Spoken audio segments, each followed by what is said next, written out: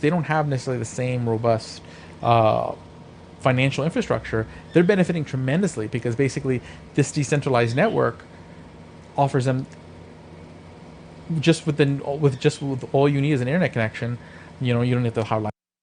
You're 6 minutes away from a live episode of Free Talk Live. Listen live at freetalklive.com. From Feature Story News in Washington, I'm Nick Harper. Police in Haiti investigating the assassination of President Jovenel Moïse say a multinational hit squad was responsible for the attack. 28 people are believed to have been involved in the killing. FSN's Laura Macon-Isherwood has more. The head of Haiti's national police claims President Jovenel Moïse's murder was carried out by a team of mercenaries 28 strong. 17 suspects have been detained so far and 3 shot dead by officers, but 8 are still on the run. While 2 of the hit squad are said to be Haitian American, the rest are reported to be from Colombia. Colombia's defense minister said at least 6 appear to be ex-soldiers, with the Colombian army now being ordered to help police with the investigation. Haiti's police say they're still searching for the masterminds behind the attack. The White House says US President Joe Biden urged his Russian counterpart to take action on ransomware groups operating in his country during a phone call on Friday. Biden and Russian President Vladimir Putin also discussed a last-minute deal brokered by the US and Russia at the United Nations to maintain aid to Syria. FSN's Washington correspondent Giles Gibson has more. When the two leaders met in Geneva last month, Joe Biden warned Vladimir Putin about cyber attacks from Russia-based hackers on US infrastructure and companies. Just over 3 weeks later, he once again urged Putin to, quote, take action to disrupt ransomware groups operating in Russia. Cybersecurity researchers have blamed an affiliate of the REvil group for the latest global ransomware attack. Russian officials have repeatedly denied any links between hacking groups and the Kremlin. As the US military prepares to pull out of Afghanistan, the Pentagon has confirmed a worsening security situation, with the Taliban claiming it now controls 85% of the country. Pentagon Press Secretary John Kirby says Afghanistan is facing a deteriorating security situation. European and American health regulators are being asked to consider approving an additional booster shot against COVID-19. The request comes from Pfizer-BioNTech, who say new data suggests their vaccine may need a top-up to ensure antibody levels don't fall over time. From Berlin, FSN's Trent Murray reports. A third booster shot could produce between 5 and 10 times more antibodies against coronavirus compared to the levels given after just 2 shots, according to Pfizer and BioNTech. The companies have stressed that the existing 2-shot regime is still highly effective, including against the infectious new Delta variant, but have said that fresh analysis from Israel has meant it wants to submit an approval request with the US and European regulators to approve the use of a third jab to help top up immunity. From Bureaus Worldwide, this is FSN. With FSN Spotlight, I'm Simon Marks. Today, remembering the journalist and diplomat Edward Mortimer, whose death at the age of 77 was announced yesterday. After a lengthy career at the Financial Times, he was picked by then UN Secretary-General Kofi Annan to serve as his chief speechwriter and director of communications. The Guardian noted yesterday that working together, the two men encountered a whitewater rafting journey of highs and lows as they and the UN navigated international challenges, including the war in Iraq. Edward Mortimer was a fervent believer in the UN and specifically in the role of the Secretary-General. It's amazing to see now how many people seem to announce their policy decisions in the form of tweets. I think that the Secretary-General, has to be able to play her or his part in that great national debate, because I think that the Secretary-General, by the mere fact of being chosen to represent the whole of humanity, commands a degree of attention. So I think the Secretary-General needs to be able to remind the world why we have the United Nations, what are the principal interests that humanity has in common. Edward Mortimer speaking in 2015. He was passionate about reform of the UN Security Council, one unresolved aspect of his time at UN headquarters in New York. With FSN Spotlight, I'm Simon Marks. And the main news again. Police in Haiti investigating the assassination of President Jovenel Moïse say a multinational hit squad were responsible for the attack. The White House says US President Joe Biden has spoken to Russian President Vladimir Putin asking him to take action on ransomware groups. And Pfizer-BioNTech has asked health regulators to approve an additional booster shot against COVID-19. There's more from us on Twitter at Feature Story. That's Feature Story News. Nick Harper reporting. Big tech news this week as Microsoft has unveiled its new generation Xbox One. Designers say the console's revolutionary new voice command feature makes it easier than ever for the Xbox to control its users. According to Microsoft spokesman Don Matrick, quote, the Xbox One is programmed with a host of simple voice commands that you will respond to instantly. In addition to phrases like jump, shoot, and insert game disc, users will also understand more complicated instructions like download Call of Duty Update or come into the room and turn on Xbox. The Xbox One tells us what games to play, what music to listen to, what shows to watch. Watch TV. And with that simple command, I'm watching live TV. The new Xbox's high-tech sensors can also detect your expression and tell when you're looking away from the television. Andy, look back at the TV. Microsoft says the new Xbox can also command you using your smartphone or tablet. TechBuzz is raving, quote, it's the immersive obedience experience we've been waiting for. This is the Onion News Network.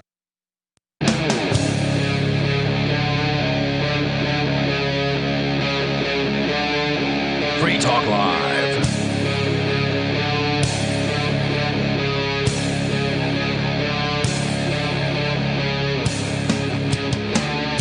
You know, I feel like it's my first day on the job again here in first chair at Free Talk Live. I've had this be what feels like my third time feeling like this.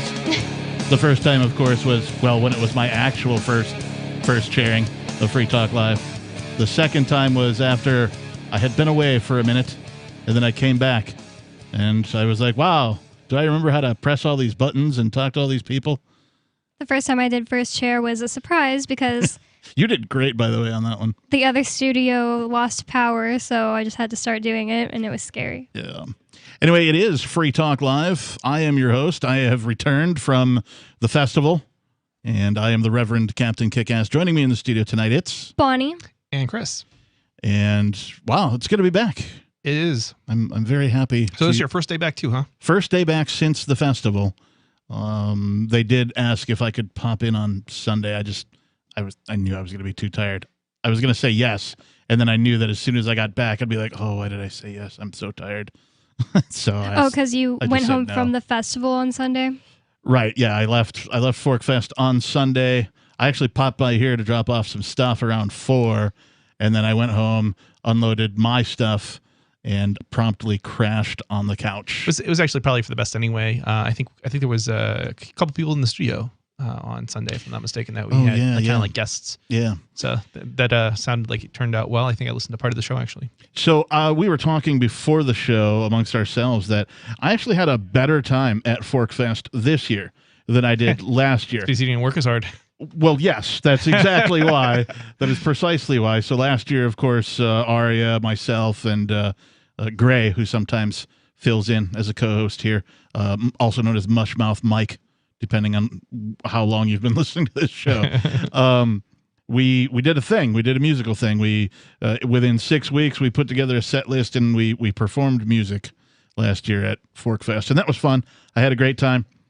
But I was only able to go for 4 days last year. I was only able to go for 4 days this year. So we got in Wednesday nights last year, and then we moved all the gear over to somebody's house nearby to have a private rehearsal again, one last rehearsal. And then, so we had to set up all the gear, tear down all the gear, and so that wiped out a whole day. Then we actually, there was like one night, and I just started partying, and then the next day was the actual performance, and we had to like build our own stage. And that was crazy. It was pretty crazy, but it all came together thanks to the help of everybody and everybody's communication with everybody else asking for what we needed. People bring weird stuff to these festivals. We were like, does anybody have like half a sheet of plywood to cover this like 4 foot by 2 foot hole in this trailer that we're using for us? And like somebody showed up with like a half a sheet of plywood. I'm like, who brings that to a festival? That this year? No, that was last year. Yeah, I had a similar experience this year trying to tear a tent down and canopy tent. Yeah, and it was like how it the took a heck community are we to gonna- get that stake out of the tree trunk or whatever. It did. It was like, and people are probably laughing, like, laughing here, but it really was like nearly impossible to get it out. I mean, we had apparently the stake had gone into, which was like basically a big nail into the tree roots, and it went in easy, but when we went to pull it out, it literally broke a hammer, and it took I think ended up being like 4 people to finally get it out. But it also took special tools, and we actually had special tools at the festivals, or somebody did. Right. And it took a combination of like some sort of plying device, and a very, very long pipe. Yep. And don't even ask me who brings a pipe to a festival. Get but some leverage. Yeah, it got the leverage and it did it. Well, so last year, we did the music thing, and that just sort of took up basically my whole weekend. And so I had very little time to like go around and meet people and, that kind of a thing.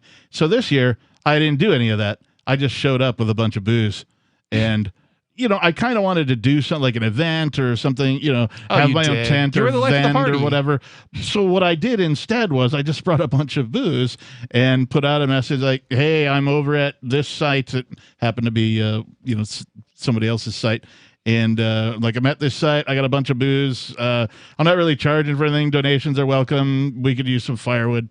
And people came, and I got all sorts of cool stuff. Somebody kicked me down some goldbacks. Nice. I didn't have any Doge because it's a joke coin. What do I need Doge for, right? And somebody like donated some Doge and I'm like, that's awesome. Somebody gave me a pre-19. What is it? What's the quarters with silver? 1964, right? I believe. Give me a pre-1964 quarter, so it's got actual silver content in it as a donation. That was cool. Somebody handed me cash. Somebody brought more booze as their donation. I'm like, sure, put it up on the bar. And so we just had a campfire, and people could come by. Nobody got out of hand. Nobody got, fighting drunk. There was only one, we'll call it an incident, where somebody sort of stumbled and did a pretty neat somersault, but they were fine, and I did this 3 nights in a row. Well, y'all actually look like you got some sun. Captain, you look red. And Chris, you actually look tan. Well, that's a change. I'm red because I probably have high blood pressure, but you don't normally look red. I think you got a little burned. Maybe. There was some sun today. I was outside in my yard, and I don't wear sunscreen usually, so. Yeah, I tried the same while you guys were gone, and it just does nothing to me. Like, I don't really burn, and I don't really tan. But it's so annoying. Texas, right? In Texas, I've definitely burned, but we're a little closer to the equator. Yeah, so I've gotten sun poisoning in Texas. Maybe that's, giving you sort of a sun tolerance. Yeah. I'm a Wisconsin kid, and, like, my family is, nobody in my family tans on either side. They're all just pasty, white, or pink. Same here. And, yeah, like I will tan, but I need to burn first, right? And then it peels, and then whatever's left over gives me the tan. So I tried to burn myself. I sat on one side for 45 minutes. I feel like that should burn me, and nothing happened. So this is New Hampshire. Yeah. For our listeners out there, this is Free Talk Live. You can call in. The phones are open. 603-283-6160 is the telephone number. I know we've changed the number on y'all a couple of times, but 603-283-6160. That's the number you want to put into your portable telephone device, or grab a crayon right on the fridge, whatever you need to do to remember that number. That's how you get on air. I've got a bunch of things on deck for tonight's show. I did just want to talk about ForkFest a little bit here at the beginning of the show, because I had so much fun just doing that, right? Just a cooler. I just went and got ice every day. And, I had a chance to go the pizza place in town. That takes Goldbacks now? That takes Goldbacks, yeah. I went with 3 other people. You were one of them, and Chris. And we spent Goldbacks to get our lunch. Nice. I don't remember what day it was, Thursday or Friday or something. And I was like, yes, this is awesome. And apparently they had just started taking Goldbacks, at least according to the counter person. I'm pretty sure we were their first real customer.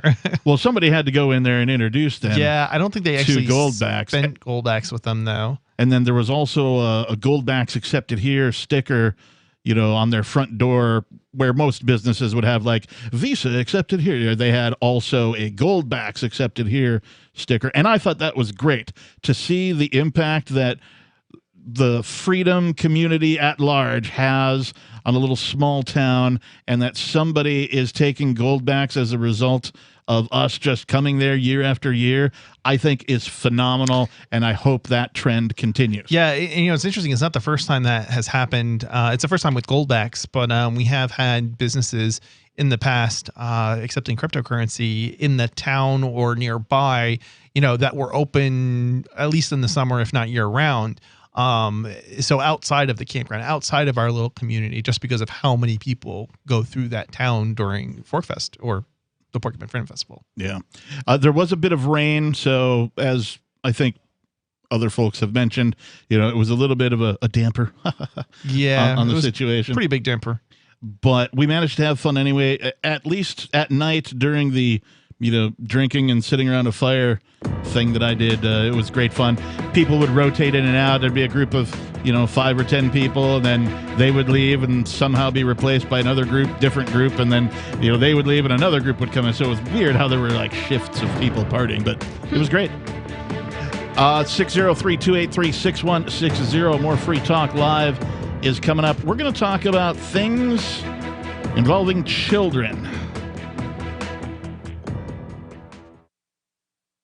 When a lunar observatory detects a radio broadcast originating from Proxima Centauri, the nations of Earth discover their first contact with an alien race may also be their last. With the Proximans facing an extinction-level disaster, Earth must choose between sending a ship on a multi-year journey or allowing nature to take its course. Saving Proxima, a hard science fiction thriller by Travis S. Taylor and Les Johnson from BaneBooks.com. Are you tired of governments murdering people around the world? Stop using their money. There is an alternative. Bitcoin is a stateless, free market, non-political currency. Bitcoin cannot be inflated or controlled by any government. By using their money, you are helping the state. Stop doing it! You have an incredible alternative available now. Learn it, use it, spread it. Get started with Bitcoin at Bitcoin.com. That's Bitcoin.com.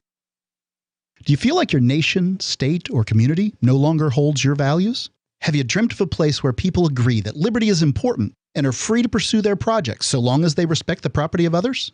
There are many people just like you that are discovering freeprivatecities.com.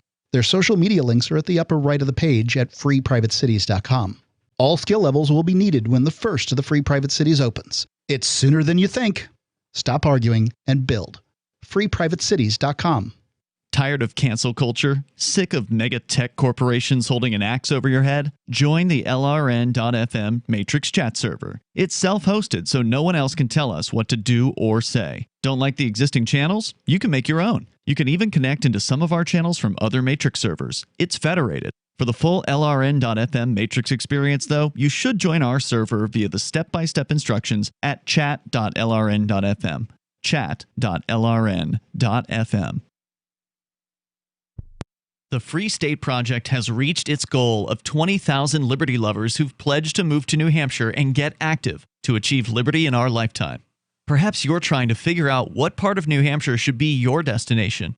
If so, consider Keene. You'll find more than 150 reasons to move to Keene at move.freekeene.com. Keene is famous for its historic, publicity-generating activism, as well as being the liberty media capital of the world. It's home to freekeene.com, New Hampshire's destination for liberty activism, news, and opinion. For years, we've been compiling over 150 reasons to move to Keene at move.freekeene.com, where you'll learn about some of what's happening here and what makes Keene a great place to live. If you love liberty, you'll probably enjoy anywhere you end up in the Shire. But do your due diligence first. Please visit move.freekeene.com for the full list of over 150 reasons to move to Keene. That's move.freekeene.com. Some of you asked, and now we've delivered. LRN.FM's live Keene, New Hampshire studio shows are now streamed in HD on Twitch. Visit our channel at twitch.lrn.fm and give it a follow. If you have Amazon Prime, you get 1 free subscription on Twitch. If you use it on our channel, Twitch will give LRN.FM a monthly piece of your Prime subscription cost. So please watch, follow, share, and subscribe to twitch.lrn.fm. That's twitch.lrn.fm. So you've signed the Shire Society Declaration and are planning your move to New Hampshire to be around more liberty-oriented people. Next, sign up for the Shire Society Forum at forum.shiresociety.com. There are a bunch of people there who are already in the Shire, and they want to meet you. If you're already in the Shire physically, you should also come by the forums. Remember, not everyone uses Facebook. New people are signing up for the Shire Society Forum every month, so drop in and say hello at forum.shiresociety.com. Don't miss a moment of Free Talk Live. Get our archives daily via our podcast at feeds.freetalklive.com.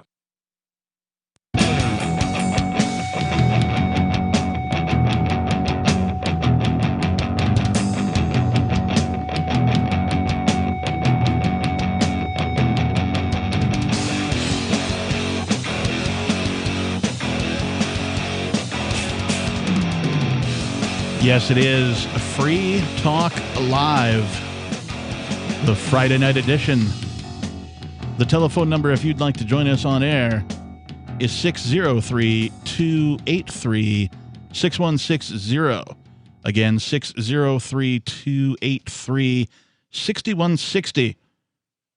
If you would like to call and talk about whatever's on your mind. The phones are open. You don't have to talk about what we're talking about. You can change the subject. It's okay. Or you can comment on what we're talking about if you like. In the studio tonight, it is myself, the Lord Reverend Dr. Captain Kickass, joining me. It's Bonnie. And Chris. So I mentioned at the end of the last segment that I have several stories that, involve children in some way, shape, or form. The first one I'd like to talk about actually comes from Reason.com. The headline reads, after a false abuse allegation, Child Services took this mom's 3 children away. Now, this isn't the first time that we've covered Child Services being in the wrong, otherwise separating families and that kind of thing. But this one's a little interesting. Patty Kruger is a stay-at-home mom in Decatur, Illinois. Her husband is a house painter. The couple's second son, Wyatt, was born in 2017 with severe breathing difficulties. He was blue, says Kruger. Wyatt spent 9 days in neonatal intensive care. Over the next 2 years, his breathing problems necessitated oxygen treatments, tubes in his ears, and 4 surgeries, according to Kruger. Some of his treatments were at a nearby hospital in Peoria. Many hospitals today have a child abuse pediatrician or a doctor who's on contract with Child Protective Services. What is that supposed to mean, like to look out for child abuse? Yes. A monitor, if you will, a CAP, Child Abuse Pediatrician, or CAP, as they're known. This is a doctor on contract with Child Protection Services. Their job is to be on the lookout for child abuse, including abuse other doctors may have missed. While the CAP at this hospital never met Kruger or worked directly with Wyatt, she reviewed the file and accused the mother of Munchausen syndrome by proxy. In other words, causing or faking a child's illness to get attention. So this particular child abuse pediatrician doctor who's on contract with Child Protection Services, basically a proxy police officer for Child Protection Services, took it upon herself to accuse people she had never met with children she had never had any previous dealings with of basically faking the child's illness to get attention. I mean, here's the thing, like, what evidence does this, person have of this? And they haven't met the kid. You would think that the doctor who's operating on the child would have some, a bit more knowledge on like this sort of thing, right? Like all very good points. This is already my guess. There's this huge, like insanely big story about this girl named Gypsy Rose. And it was so popular. Everybody who's into like true crime, because Gypsy Rose's mom was doing that to her, like faking her illnesses and actually causing illnesses in her, just to get money from her. And then Gypsy Rose killed her mom. So it was like this huge, like everybody was talking about it, everybody's making YouTube videos about it type of like true crime thing. This doctor probably was obsessed with that show and just was looking for any type of sign of that. Well, the CAPS report was all it took for the Illinois Department of Child and Family Services to put into place a, quote, safety plan, unquote, to remove the Kruger's kids. These plans do not require any kind of court order because ostensibly the family agrees to it, quote unquote, on pain of potentially having no say over what happens next to their kids. Thus, in March of 2019, when Wyatt was 2 years old and back in the hospital, Kruger's husband and mother-in-law were in his room when a DCFS worker and 4 armed police officers arrived and ordered them out. They were not allowed back in. Wyatt was alone there for 4 days while DCFS arranged a foster placement. It'd be so scary. According to Kruger. How old was he? I forgot what it said. Wyatt. That's a good question. Was it 2 years old, I think? Well, they said he's had this problem over the next 2 years. Yeah, so. Maybe 4? Yeah, something like that. Certainly not older than 5, I'm guessing, but let's find out. The DCFS also came for Wyatt's older brother, who was age 3. So, yeah, I guess 2 so he was 2. Wyatt, and his older brother, age 3. He had never been away from them before. But that's not all. Kruger was also pregnant with their 3rd son at the time. DCFS took him away 4 hours after she gave birth. Oh my God, I almost cussed. I literally almost cussed. I've never cussed on air. Yeah, try not to do that, but I understand your sentiment. I wouldn't do it on purpose. I read this article a couple of days ago, and I immediately put it into show prep for tonight because I was just... Family court is a pet peeve of mine. It shouldn't exist. Oh, yeah. It's disgusting what happens in family court. It follows no rules at all. Even as horrible as like regular court is, like traffic court, or, even like, I don't know, if you get busted for like murder or something, you go to court for that. Like those courts still have some semblance of rules that they kind of loosely follow. Family court doesn't even have that. Doesn't even pretend to. Yeah, we would be literally better off. Our children, like as a society, would be better off just getting rid of it. The family spent 467 days apart. It took an incredible amount of time and money to piece together the evidence that they were not guilty. How many days? Of abuse. 467. Oh my God. Over a year. So they just missed their baby's first year of life. Yeah, a year and a third or something, year and a half, thereabouts. In this, they were helped by the Family Justice Resource Center, an Illinois nonprofit founded by Michelle Wiedner, a mom who had gone through a similar nightmare 10 years earlier. The center helps families facing wrongful allegations of abuse and neglect with an emphasis on medically based allegations, according to its website. They were an answer to our prayers, says Kruger. With the help of the FJRC, the Krugers found an attorney in this field and a well-respected pediatrician to review Wyatt's files. This doctor found that Wyatt's illness was not imagined or parent-induced. She also said that genetic testing showing Wyatt had this syndrome, a rare disease that causes airway issues, the CAP had shrugged off this possibility. Meanwhile, Kruger, a recovering addict, underwent weekly drug tests, even though her OBGYN wrote a letter saying she was just fine. She also undertook a psychiatric evaluation administered by a state-approved psychologist, but paid for by the Krugers, of course, which found her to be of sound mind and not inclined to abuse a child. That was a turning point, she told the American Bar Association Center on Children and the Law. So it's an incredibly disturbing story, and we can talk more about it. 603-283-6160. Do you think Child Protection Services should have pseudo police at hospitals actively looking for what they think might be child abuse? More Free Talk Live on the way.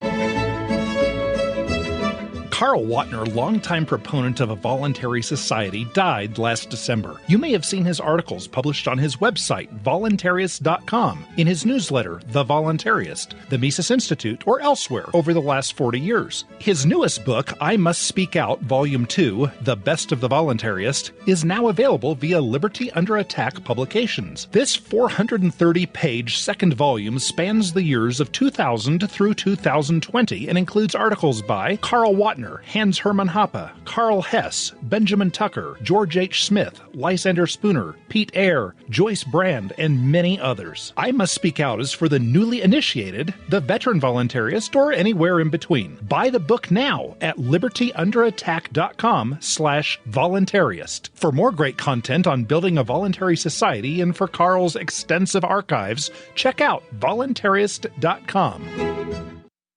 From Feature Story News in Washington, I'm Nick Harper. Police in Haiti investigating the assassination of President Jovenel Moïse say a multinational hit squad was responsible for the attack. 28 people are believed to have been involved in the killing. FSN's Laura Macon-Isherwood has more. The head of Haiti's national police claims President Jovenel Moïse's murder was carried out by a team of mercenaries 28 strong. 17 suspects have been detained so far and 3 shot dead by officers, but 8 are still on the run. While 2 of the hit squad are said to be Haitian American, the rest are reported to be from Colombia. Colombia's defense minister said at least 6 appear to be ex-soldiers, with the Colombian army now being ordered to help police with the investigation. Haiti's police say they're still searching for the masterminds behind the attack. The White House says US President Joe Biden urged his Russian counterpart to take action on ransomware groups operating in his country during a phone call on Friday. Biden and Russian President Vladimir Putin also discussed a last-minute deal brokered by the US and Russia at the United Nations to maintain aid to Syria. FSN's Washington correspondent Giles Gibson has more. When the two leaders met in Geneva last month, Joe Biden warned Vladimir Putin about cyber attacks from Russia-based hackers on US infrastructure and companies. Just over 3 weeks later, he once again urged Putin to, quote, take action to disrupt ransomware groups operating in Russia. Cybersecurity researchers have blamed an affiliate of the REvil group for the latest global ransomware attack. Russian officials have repeatedly denied any links between hacking groups and the Kremlin. As the US military prepares to pull out of Afghanistan, the Pentagon has confirmed a worsening security situation, with the Taliban claiming it now controls 85% of the country. Pentagon Press Secretary John Kirby says Afghanistan is facing a deteriorating security situation. European and American health regulators are being asked to consider approving an additional booster shot against COVID-19. The request comes from Pfizer-BioNTech, who say new data suggests their vaccine may need a top-up to ensure antibody levels don't fall over time. From Berlin, FSN's Trent Murray reports. A third booster shot could produce between 5 and 10 times more antibodies against coronavirus compared to the levels given after just 2 shots, according to Pfizer and BioNTech. The companies have stressed that the existing 2-shot regime is still highly effective, including against the infectious new Delta variant, but have said that fresh analysis from Israel has meant it wants to submit an approval request with the US and European regulators to approve the use of a third jab to help top up immunity. From Bureaus Worldwide, this is FSN. We're still not sure why you'd want to watch, but our video feed is streaming nightly for free at cam.freetalklive.com.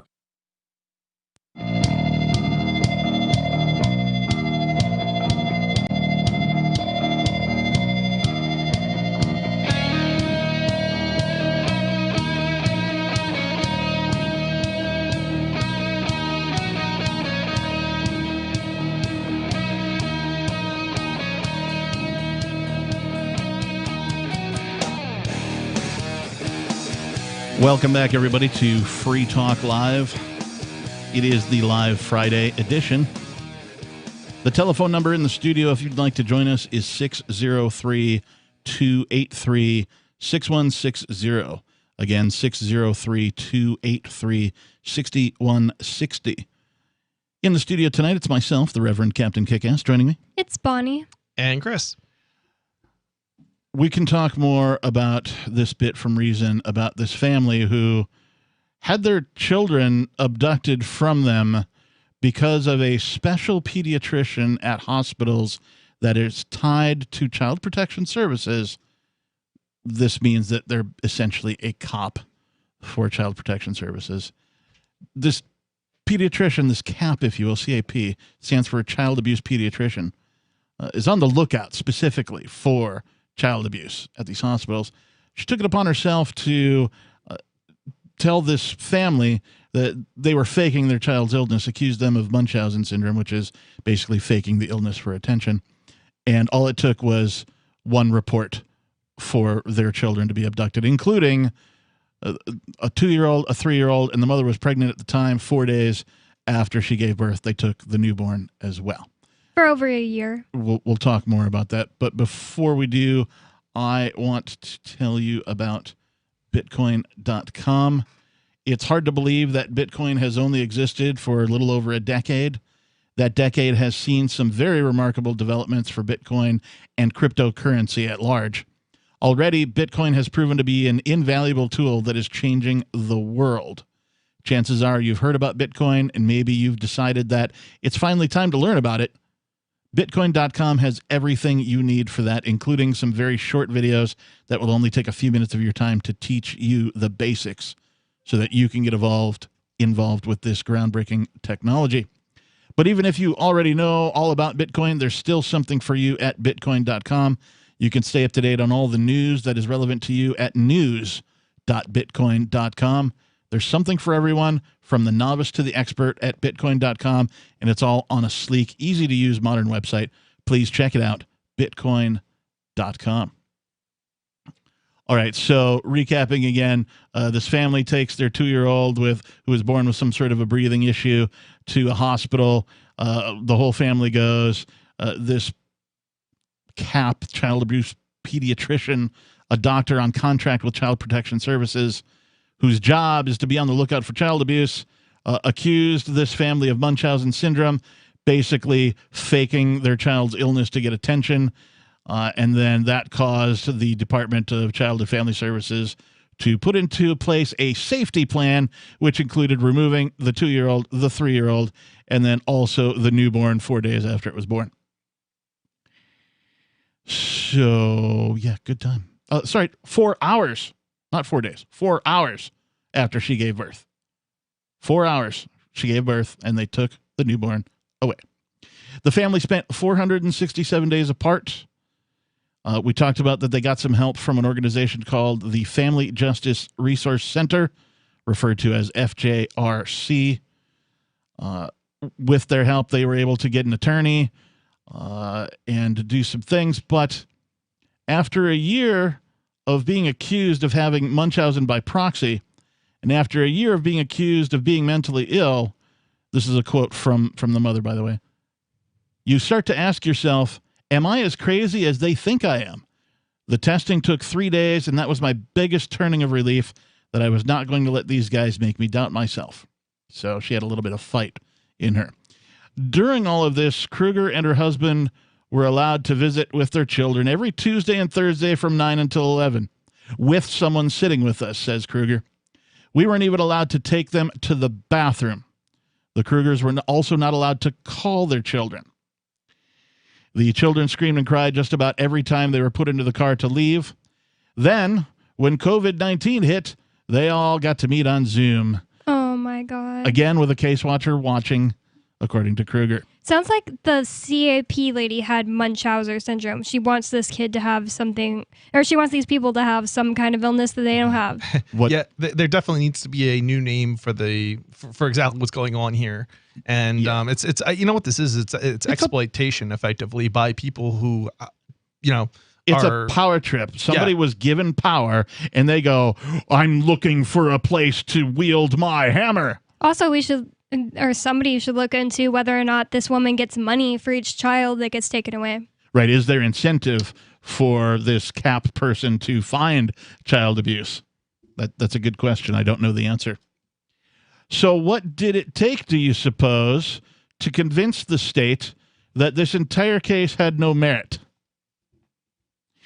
Well, in the end, $60,000 in legal fees and expert testimony, money the Krugers' parents had been saving for retirement. $60,000.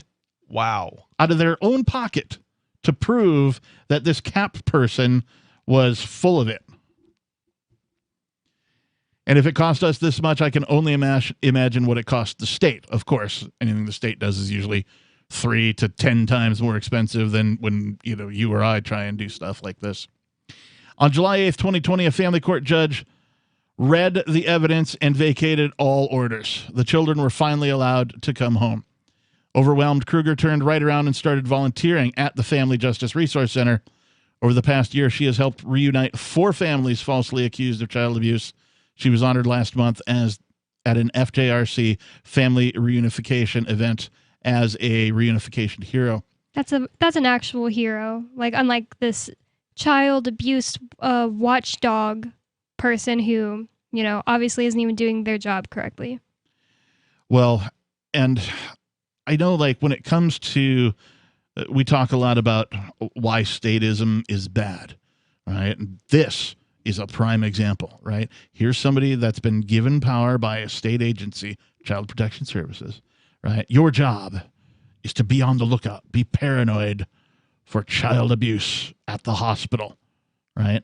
And so now they're scrutinizing everything and going, that could be child abuse, right? And instead of having some sort of process and procedure in which to go through and gather evidence and that type of thing, it's just literally this person, this Cap person, filling out a form that takes 3 children away from this family for a year and a half, thereabouts. Over 460 some days is what it said. That's all it took. Yeah, I mean, the crazy thing is there's already a legal obligation that the state has created for different parties like doctors and probably like teachers and childcare workers and things of that nature to report child abuse if they suspect child abuse. Mm-hmm. And you think that would be enough, but no, they have to create entire departments in order to find child abuse that doesn't exist, and you end up with this tragic situation. And this isn't a one-off. This is something that happens every single day across the United States. It happens so much that in the state of Illinois alone, there's an entire organization dedicated to sussing this out and going, no. We're going to help people who have been falsely accused of this because it's happening far too often for their taste. Yeah. The Krugers, however, did not emerge unscarred. They, of course, have mounted cameras throughout their home so that if one of their boys hurts themselves on accident, there would be proof that it wasn't child abuse. Wow. So they're paranoid because this happened. They're like, oh, what the state is capable of all this. This is so disgusting. It's like, seriously, they should have to prove that something has occurred, not you having to prove that nothing nefarious occurred. Right. They should also be giving this family boatloads of money, but instead they just take all of their savings. Yeah.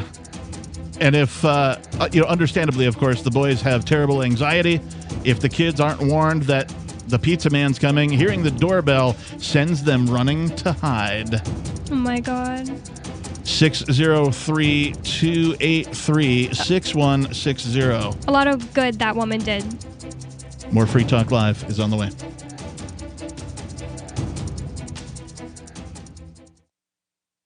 This is Michael Dean from the Freedom Fiends. I've run websites since 1996 and have used over a dozen web hosts in that time. AgristHosting.com is the only one that hasn't broken my heart. Agrist Hosting's uptime and service is stellar, and their DDoS mitigation is the best I've seen. That's important because if you tell the truth in this world, you'll ruffle feathers. And some people will try dirty tricks to silence your voice. No matter what the haters hit us with, Agrist Hosting keeps our websites online. If you have a mission-critical commercial presence or a world-changing activism site, you cannot tolerate any skullduggery. So go with AgristHosting.com. Have a WordPress or blog site, but you're not satisfied with performance or uptime? Or just want raw hosting? Want to pay with Bitcoin? Agrist Hosting specializes in high-performance hosting with personalized service. Go to agristhosting.com and click on the button that says Get Hosted. That's agristhosting.com.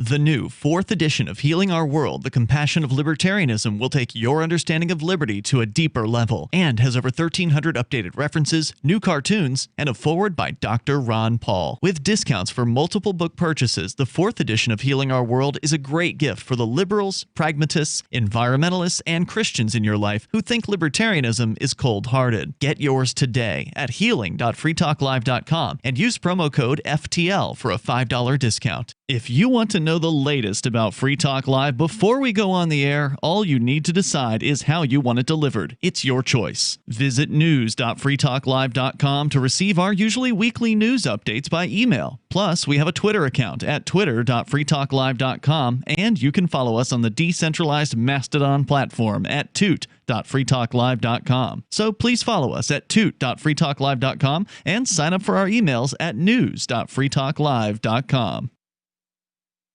We have some good news. The indictments against Ross Ulbricht in the District of Maryland were dismissed with prejudice, meaning they can never be refiled. This is especially good because those indictments contain the only charge ever made that Ross engaged in murder for hire. This was a serious allegation that Ross Ulbricht denies. It was never prosecuted or ruled on by a jury, but was trumpeted by the federal government and the media as if it were proven fact. The Maryland court held these indictments for almost 5 years, poisoning Ross's case and leaving him under a cloud of unproven allegations.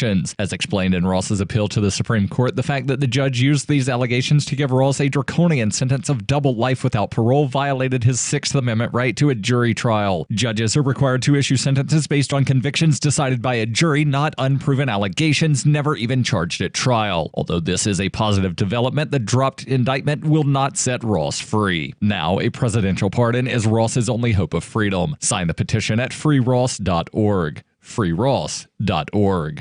The LRN.FM social media channels have been revamped. We've eliminated Facebook and focused on other platforms like Twitter and Mastodon, the decentralized alternative to Twitter. On our accounts, you'll find posts from multiple LRN.FM show hosts together in one place. Follow us on Twitter at twitter.lrn.fm, or better yet, move to the decentralized Mastodon social media platform at toot.lrn.fm, toot.lrn.fm. I think you'll like it.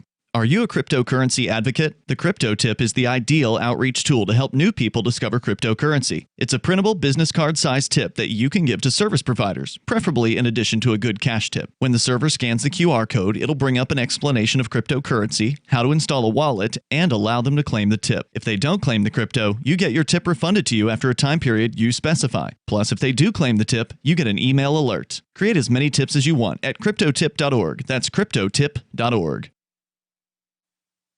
Yep, we still do email. Drop your email address in the entry box at freetalklive.com, and you'll be kept in the loop with Free Talk Live.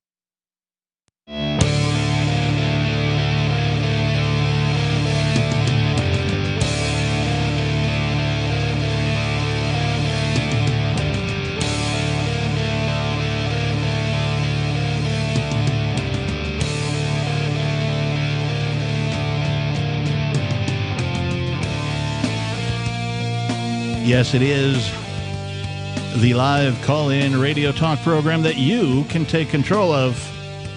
This is Free Talk Live. The telephone number for you to call is 603-283-6160. Again, 603-283-6160. In the studio tonight, I am your host, the Reverend Captain Kickass. Joining me, it's Bonnie. And Chris. We've been talking about this article from Reason. The headline is, after a false abuse allegation, Child Services took this mom's 3 children away. Well, it's not just a mom, it's a whole family. Mom, a dad, 3 kids. It's horrific in so many ways that the state can employ a pediatrician to be a paranoid watchdog in a hospital whose specific job is to watch out for potential child abuse as people come into the hospital for help with, well, medical problems. This particular agent, known as a CAP, a child, I don't remember what it stands for. Abuse pediatrician. Child abuse pediatrician, thank you. took it upon herself to accuse this particular mom of Munchausen syndrome, also known as faking the child's illness to get attention. And that resulted in CPS taking away their 2-year-old, their 3-year-old, and the mother was also pregnant at the time. Within 4 days of the birth. No, 4 hours. Or 4 hours. Thank you. 4 hours of the birth, they took the newborn away. 4 hours after its birth. Because this particular agent of the state, this CAP, filled out a form that said she suspected Munchausen syndrome on these people. Imagine not being in charge of like the way that your baby gets fed and things like that right after birth. Like people are really serious about that. And I mean, there's all sorts of things that are connected to like the first few days of a baby with a mother and, skin to skin contact and all that kind of stuff, supposedly links to like a healthy baby. They probably just like formula fed this baby. Maybe she didn't want to choose to do that, What facilities does the state have to care for a 4-hour-old infant? Probably not very good ones. Yeah. They're not good at anything else. I can't imagine. So at any rate, this family had to spend over $60,000, 60,000. They had to hire people to give testimony. They went over 460 days without their children fighting this thing. They had some help from an organization that Family Justice Reunification Center out of Illinois, because that's where these folks were, the state they were in. And they did end up getting their children back after they convinced a judge to review all the evidence. The judge was like, oh, yeah, this is crap, threw it out, and they got their kids back. But not after they spent a nice year's salary for most workers, maybe 2 years if you're making the $15 an hour like everybody clamors for, right? That's about $60,000. 2 people working full time for a year is about $60,000 at $15 an hour. So the mom goes on to say, before this happened, we did not believe DCFS was capable of ripping families apart. That's Child Protection Services for short. Yeah, because you don't really hear about it unless it affects you. Right. We thought they helped people. Now, just imagine for a minute, these are the same things that people say when they come to the philosophies of freedom, right? When they become an anarchist, a libertarian, something like a voluntarist. These are the terms that people use to describe themselves when they figure out that the organization with a monopoly on violence known as the state is a horrible organization. These are the same things they say that this family is now saying about Child Protection Services. They said, we didn't think they were capable of ripping families apart. We thought they helped people. People who say stuff like that about the cops, I always thought that cops were good and they were there to help people until they, attack them. Yep. Her husband had been abandoned by his parents at age 3. Child Services found him and his brother a loving foster home. The Krugers still believe Child Services has important work to do, but the system clearly needs stronger guardrails. No, it doesn't. I disagree with these people wholeheartedly on that statement. I don't believe that Child Services has any important work to do other than discontinuing their, quote, service, unquote. It was those so-called guardrails that caused this problem in the first place. Yeah. Why do people think when they see when people see a system that ruins people's lives, they think, oh, this system is just broken. I could fix it. Yeah, they always want reform. We're going to take this thing that clearly doesn't work at all, and we're going to reform. Well, no, you don't reform a horrible idea. You get rid of the horrible idea altogether. Yep. But alas, the family is now pushing for legislature to reform the state's child protection laws, as Texas just did. In that state, if parents are accused of abuse based on medical reports, they can now request a second opinion from a specialist in the relevant field. Ooh. Meanwhile, your kids still get taken away while they get around to getting that second opinion for you. Whenever they feel like it, It's the government. In the case of the Krugers, that means the parents would be able to consult a respiratory doctor. Child Services would have to submit this testimony before getting a court order to take the child. It is crazy that there wasn't at least that in place. I mean, this is in a society where these things are voluntary, right? If there was a doctor that suspected something, right, they would be able to do this themselves. The doctor could go, hey, you know what? I just want to get an opinion of a respiratory specialist. I called one in, so we're going to keep your kid for a while, right? At the hospital, right? The doctor himself could have done that, or whoever the attending physician was when the kid was brought in, right? Easy enough to do, right? Verify that, pull the records, right? The kid's obviously got a medical history. It suffers from some kind of an ailment that it had at birth. So, easy enough to go review the records and find that stuff out, and then consult a specialist in the field. Easy enough to do. There's no reason for this other state agent to be in the equation at all, in my opinion. I can't think of a reason. Can't think of a reason for the state to have. It's the thing about why cops are different than like firefighters and EMTs, right? You don't see EMTs cruising around a neighborhood in an ambulance, hiding behind, a building or something. Looking for arsonists. Looking for somebody to get hurt. Right? Mm-hmm. They're not like setting traps for people to get hurt so that they can go fix them and help them and take them to the hospital, right? Fire department doesn't do that. They don't sit around in their fire trucks driving through neighborhoods just looking for people who might cause a fire, right? The problem is we have too many people employed by the state, and they have to make work for themselves. And because they know if they don't make work for themselves, they're not going to be around any longer. So, and then you end up with situations like this. Yeah, they have to justify their employment in some way, shape, or form. Otherwise, if they're not needed, they're not going to have a job, right? Mm-hmm. So then they look to manufacture situations that help justify their position. You're absolutely correct. There's too much of that, for sure. Look to any government agency that is freshly created, and a lot of them will be like, oh, we're just going to create this agency temporarily. And then it's never temporary. It just continues to get funded. It's like how they're going to start deploying Capitol Police into the states. We already have police. Yeah, the FBI's already got field agencies across the United States. Yeah, I heard about that in Delaware, where like they already have police. Yeah. Like, did they not have enough? No, we're going to create this extra special force. The crazy thing is people think, oh, the FBI is, they deal with, and they do, I guess, to some degree with, internal to the United States, but they actually have FBI agencies and offices around the world. Mm. So it's not, the United States literally has a worldwide police force. Talk about excessive. Team America, World Police. The movie is far more true than most people realize. I don't know if you guys have seen that movie. No. It's the guys who created South Park. It's called Team America. And literally they're on the side of their vehicle it says Team America, World Police. And it's, they're making light of the situation, but it is based in fact.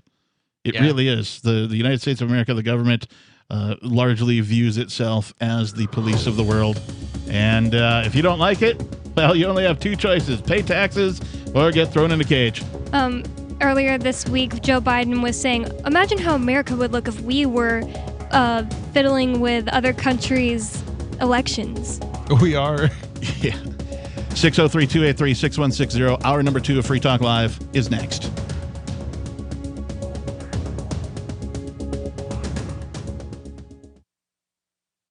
Brute force, intransigent defiance, adamantine will. These are the hallmarks of the AI tank. These gigantic machines have the firepower of an army, but they also have their own sense of honor and duty. When the world breakers arrive, battle will be joined, planets will shake, and war and peace will never be the same again. World Breakers. Stories from David Weber, Larry Correia, and more. Available August 3rd from BaneBooks.com. Are you tired of governments murdering people around the world? Stop using their money. There is an alternative. Bitcoin is a stateless, free market, non-political currency. Bitcoin cannot be inflated or controlled by any government. By using their money, you are helping the state. You have an incredible alternative available now. Learn it, use it, spread it. Get started with Bitcoin at Bitcoin.com. That's Bitcoin.com. Breaking weather news. Belize is sunny and around 82 degrees every day this week. What's the forecast for your life? If current politics and economic prospects are cramping your freedom, escape to the tropics. ECI Development has affordable second homes for you to own or rent in Belize and other tropical countries. Places with stable governments and growing economies. Secure your freedom now. To find out more, send an email to ftl@ecidevelopment.com. There are lots of ways to listen to Free Talk Live. Our podcast has been around since podcasts began, and now the FTL feed is loaded with content besides our full show archives. Did you know that we make it easy for you to customize your podcast subscriptions? We have different feeds, one that includes only our full shows, one with just the Daily Digest, and our main feed that includes everything. You decide what you listen to. It's quick and easy to customize your feeds at feeds.freetalklive.com. That's feeds.freetalklive.com. You're listening to the live edition of Free Talk Live. Hour number 2 is next after the news here on the Liberty Radio Network at LRN.FM. From Feature Story News in Washington, I'm Nick Harper. Police in Haiti investigating the assassination of President Jovenel Moïse say a multinational hit squad was responsible for the attack. 28 people are believed to have been involved in the killing. FSN's Laura Macon-Isherwood has more. The head of Haiti's national police claims President Jovenel Moïse's murder was carried out by a team of mercenaries 28 strong. 17 suspects have been detained so far and 3 shot dead by officers, but 8 are still on the run. While 2 of the hit squad are said to be Haitian American, the rest are reported to be from Colombia. Colombia's defense minister said at least 6 appear to be ex-soldiers, with the Colombian army now being ordered to help police with the investigation. Haiti's police say they're still searching for the masterminds behind the attack. The White House says US President Joe Biden urged his Russian counterpart to take action on ransomware groups operating in his country during a phone call on Friday. Biden and Russian President Vladimir Putin also discussed a last-minute deal brokered by the US and Russia at the United Nations to maintain aid to Syria. FSN's Washington correspondent Giles Gibson has more. When the two leaders met in Geneva last month, Joe Biden warned Vladimir Putin about cyber attacks from Russia-based hackers on US infrastructure and companies. Just over 3 weeks later, he once again urged Putin to, quote, take action to disrupt ransomware groups operating in Russia. Cybersecurity researchers have blamed an affiliate of the REvil group for the latest global ransomware attack. Russian officials have repeatedly denied any links between hacking groups and the Kremlin. As the US military prepares to pull out of Afghanistan, the Pentagon has confirmed a worsening security situation, with the Taliban claiming it now controls 85% of the country. Pentagon Press Secretary John Kirby says Afghanistan is facing a deteriorating security situation. European and American health regulators are being asked to consider approving an additional booster shot against COVID-19. The request comes from Pfizer-BioNTech, who say new data suggests their vaccine may need a top-up to ensure antibody levels don't fall over time. From Berlin, FSN's Trent Murray reports. A third booster shot could produce between 5 and 10 times more antibodies against coronavirus compared to the levels given after just 2 shots, according to Pfizer and BioNTech. The companies have stressed that the existing 2-shot regime is still highly effective, including against the infectious new Delta variant, but have said that fresh analysis from Israel has meant it wants to submit an approval request with the US and European regulators to approve the use of a third jab to help top up immunity. From Bureaus Worldwide, this is FSN. With FSN Spotlight, I'm Simon Marks. Today, remembering the journalist and diplomat Edward Mortimer, whose death at the age of 77 was announced yesterday. After a lengthy career at the Financial Times, he was picked by then UN Secretary-General Kofi Annan to serve as his chief speechwriter and director of communications. The Guardian noted yesterday that working together, the two men encountered a whitewater rafting journey of highs and lows as they and the UN navigated international challenges, including the war in Iraq. Edward Mortimer was a fervent believer in the UN and specifically in the role of the Secretary-General. It's amazing to see now how many people seem to announce their policy decisions in the form of tweets. I think that the Secretary-General, has to be able to play her or his part in that great national debate, because I think that the Secretary-General, by the mere fact of being chosen to represent the whole of humanity, commands a degree of attention. So I think the Secretary-General needs to be able to remind the world why we have the United Nations, what are the principal interests that humanity has in common. Edward Mortimer speaking in 2015. He was passionate about reform of the UN Security Council, one unresolved aspect of his time at UN headquarters in New York. With FSN Spotlight, I'm Simon Marks. And the main news again. Police in Haiti investigating the assassination of President Jovenel Moïse say a multinational hit squad were responsible for the attack. The White House says US President Joe Biden has spoken to Russian President Vladimir Putin, asking him to take action on ransomware groups. And Pfizer-BioNTech has asked health regulators to approve an additional booster shot against COVID-19. There's more from us on Twitter at Feature Story. That's Feature Story News. Nick Harper reporting. This is The Onion Week in Review. In light of reports this week of a Russian crime ring stealing 1.2 billion username and password combinations from internet users, experts from top security firms across the country reportedly advised Americans to refrain from clicking on anything at all. The nation's top security specialists warned individuals to actively avoid any scrolling or swiping on the internet, and further urged Americans, as an added precaution, to steer clear of buttons, keyboards, and computer screens altogether.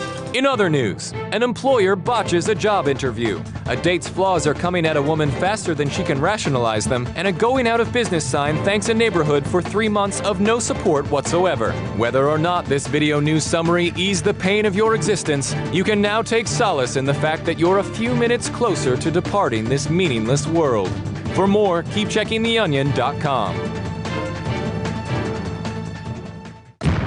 This is the Onion News Network.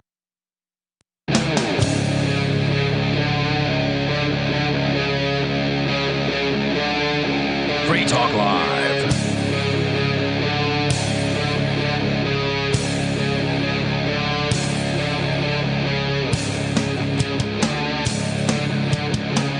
Hour number 2 of this Friday night edition of Free Talk Live is now underway.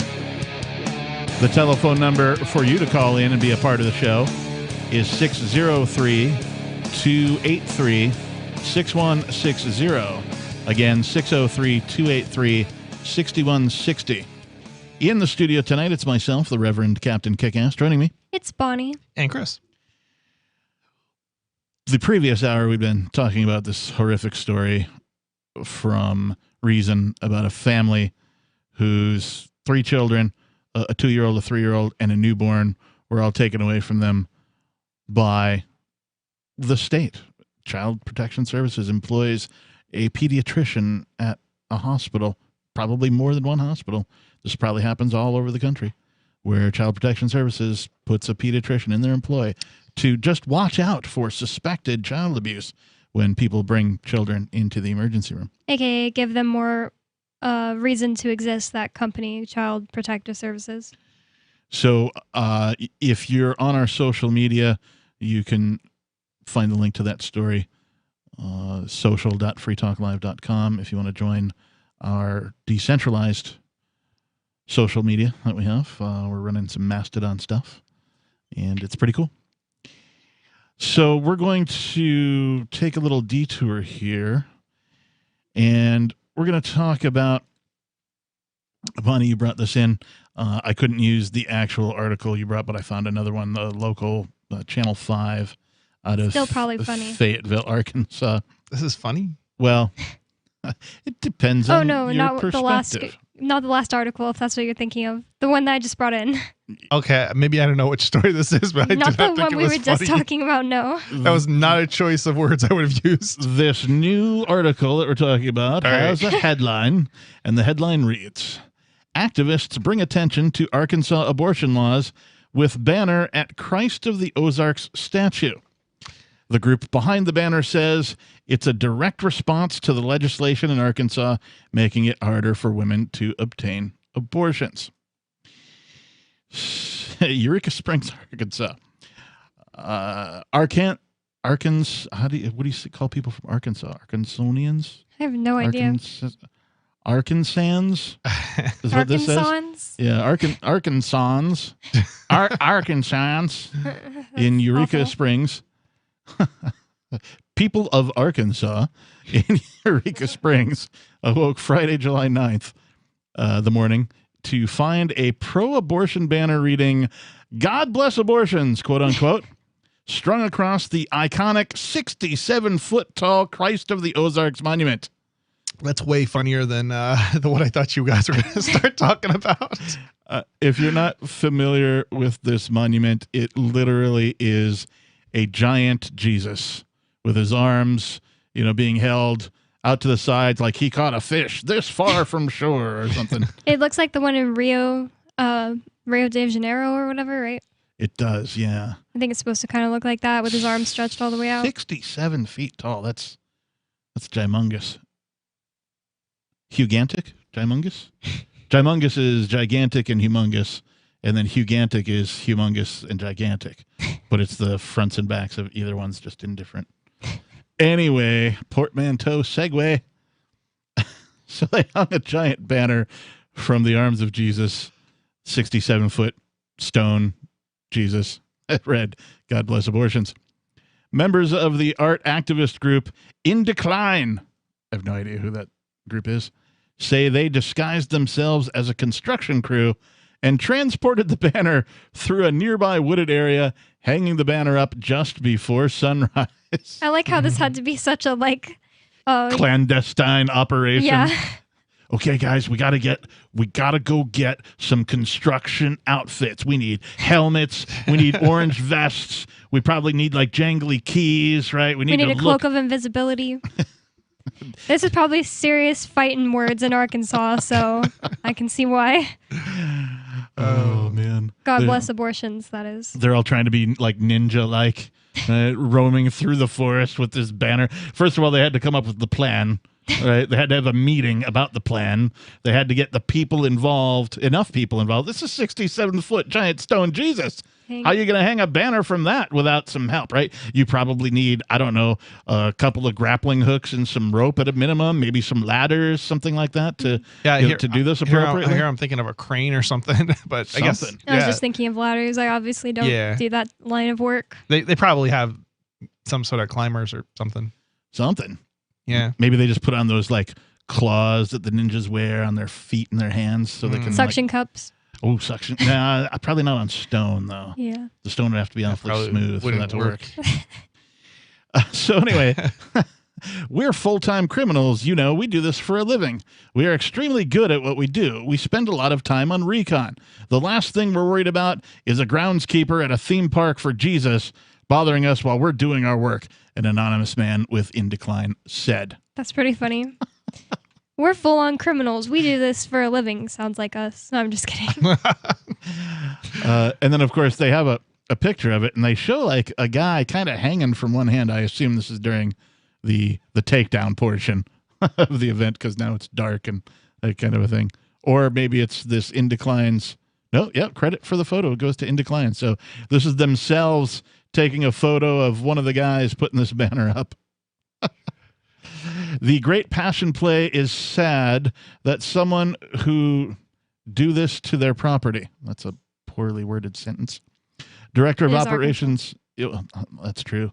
Should I read this whole thing in an Arkansas accent? I don't know if that's Arkansas or not, but it's pretty close.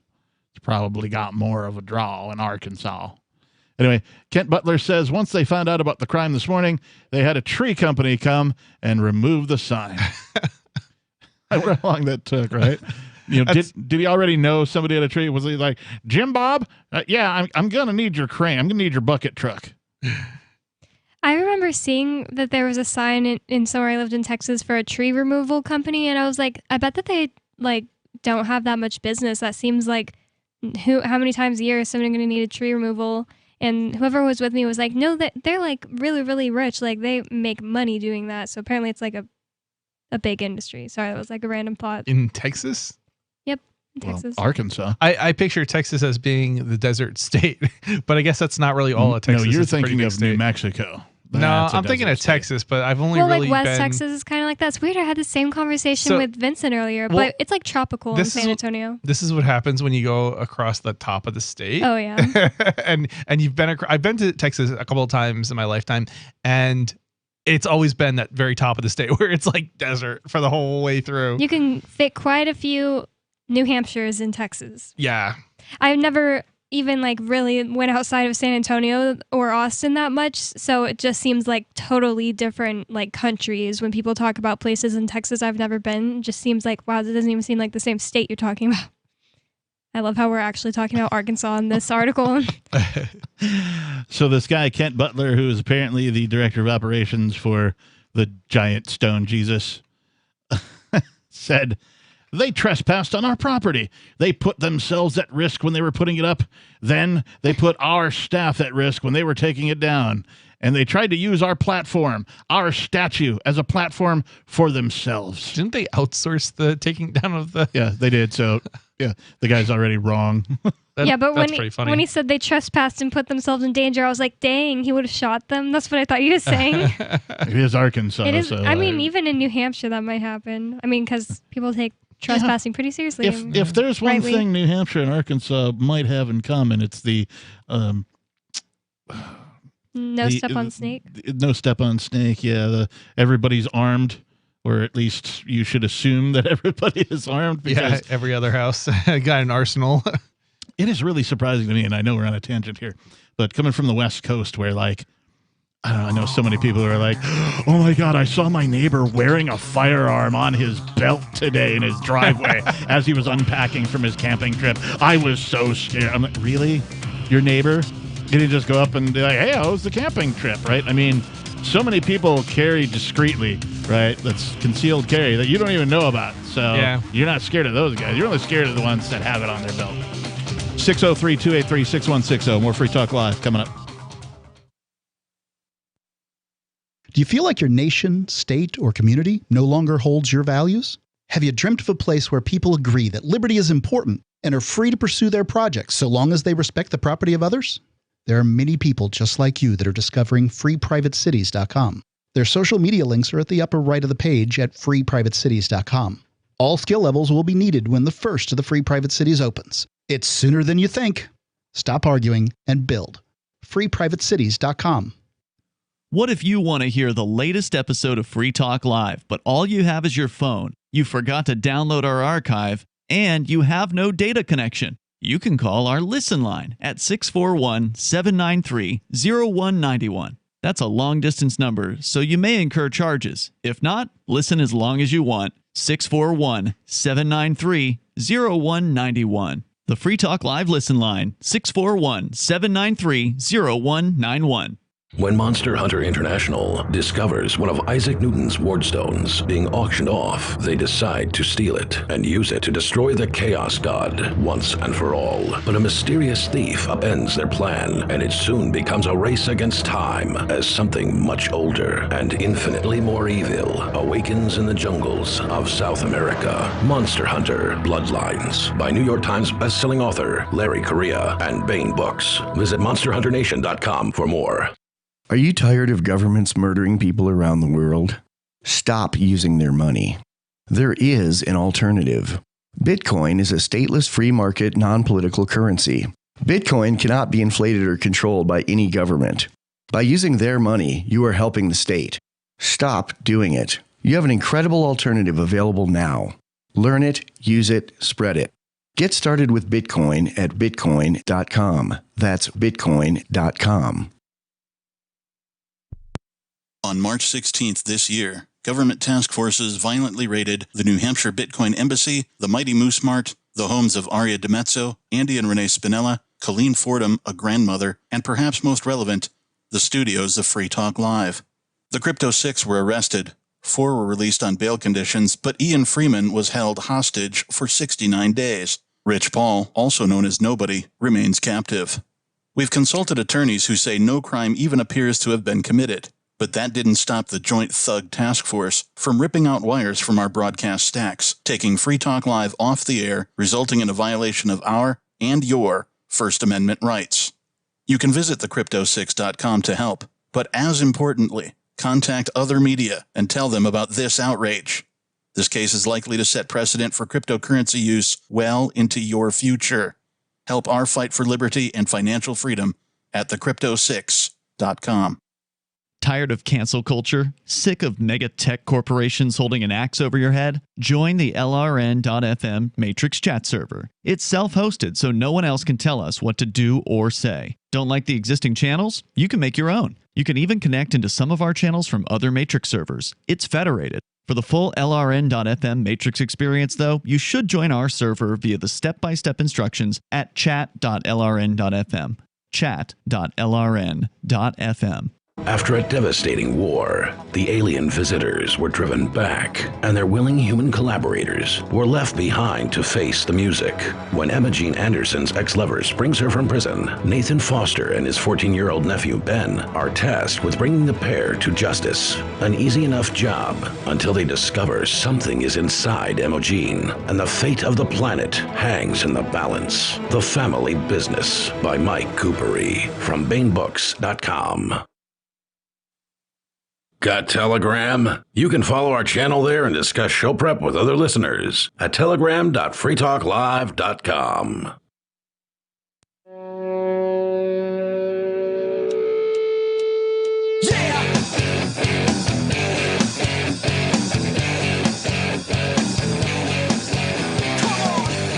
Yes, come on and tune in to Free Talk Live 7 nights a week from 7 p.m. until 10 p.m. Eastern. If you're in a different time zone, do some math. Figure it out. You may not be hearing us live during those hours, but if you want to call, you must call between 7 p.m. and 10 p.m. Eastern, 7 days a week. The telephone number you need is 603-283-6160. Again, 603-283-6160 if you want to get on the air. We've got somebody on hold. We'll get to them momentarily. But in the studio tonight, it's myself, the captain. It's Bonnie. And Chris. We've been talking about this story from Arkansas. I'm reading from the 5newsonline.com, which is a local television station there in Arkansas, Fayetteville, who's reporting the story about some people trespassed and hung a sign on the giant 64-foot Jesus in Eureka Springs that read, "God bless abortions." 67-foot stone Jesus statue. And we could talk more about that. But first, let's go to your calls and thoughts. We've got Doodlebug calling from Washington. Doodlebug, you're on Free Talk Live.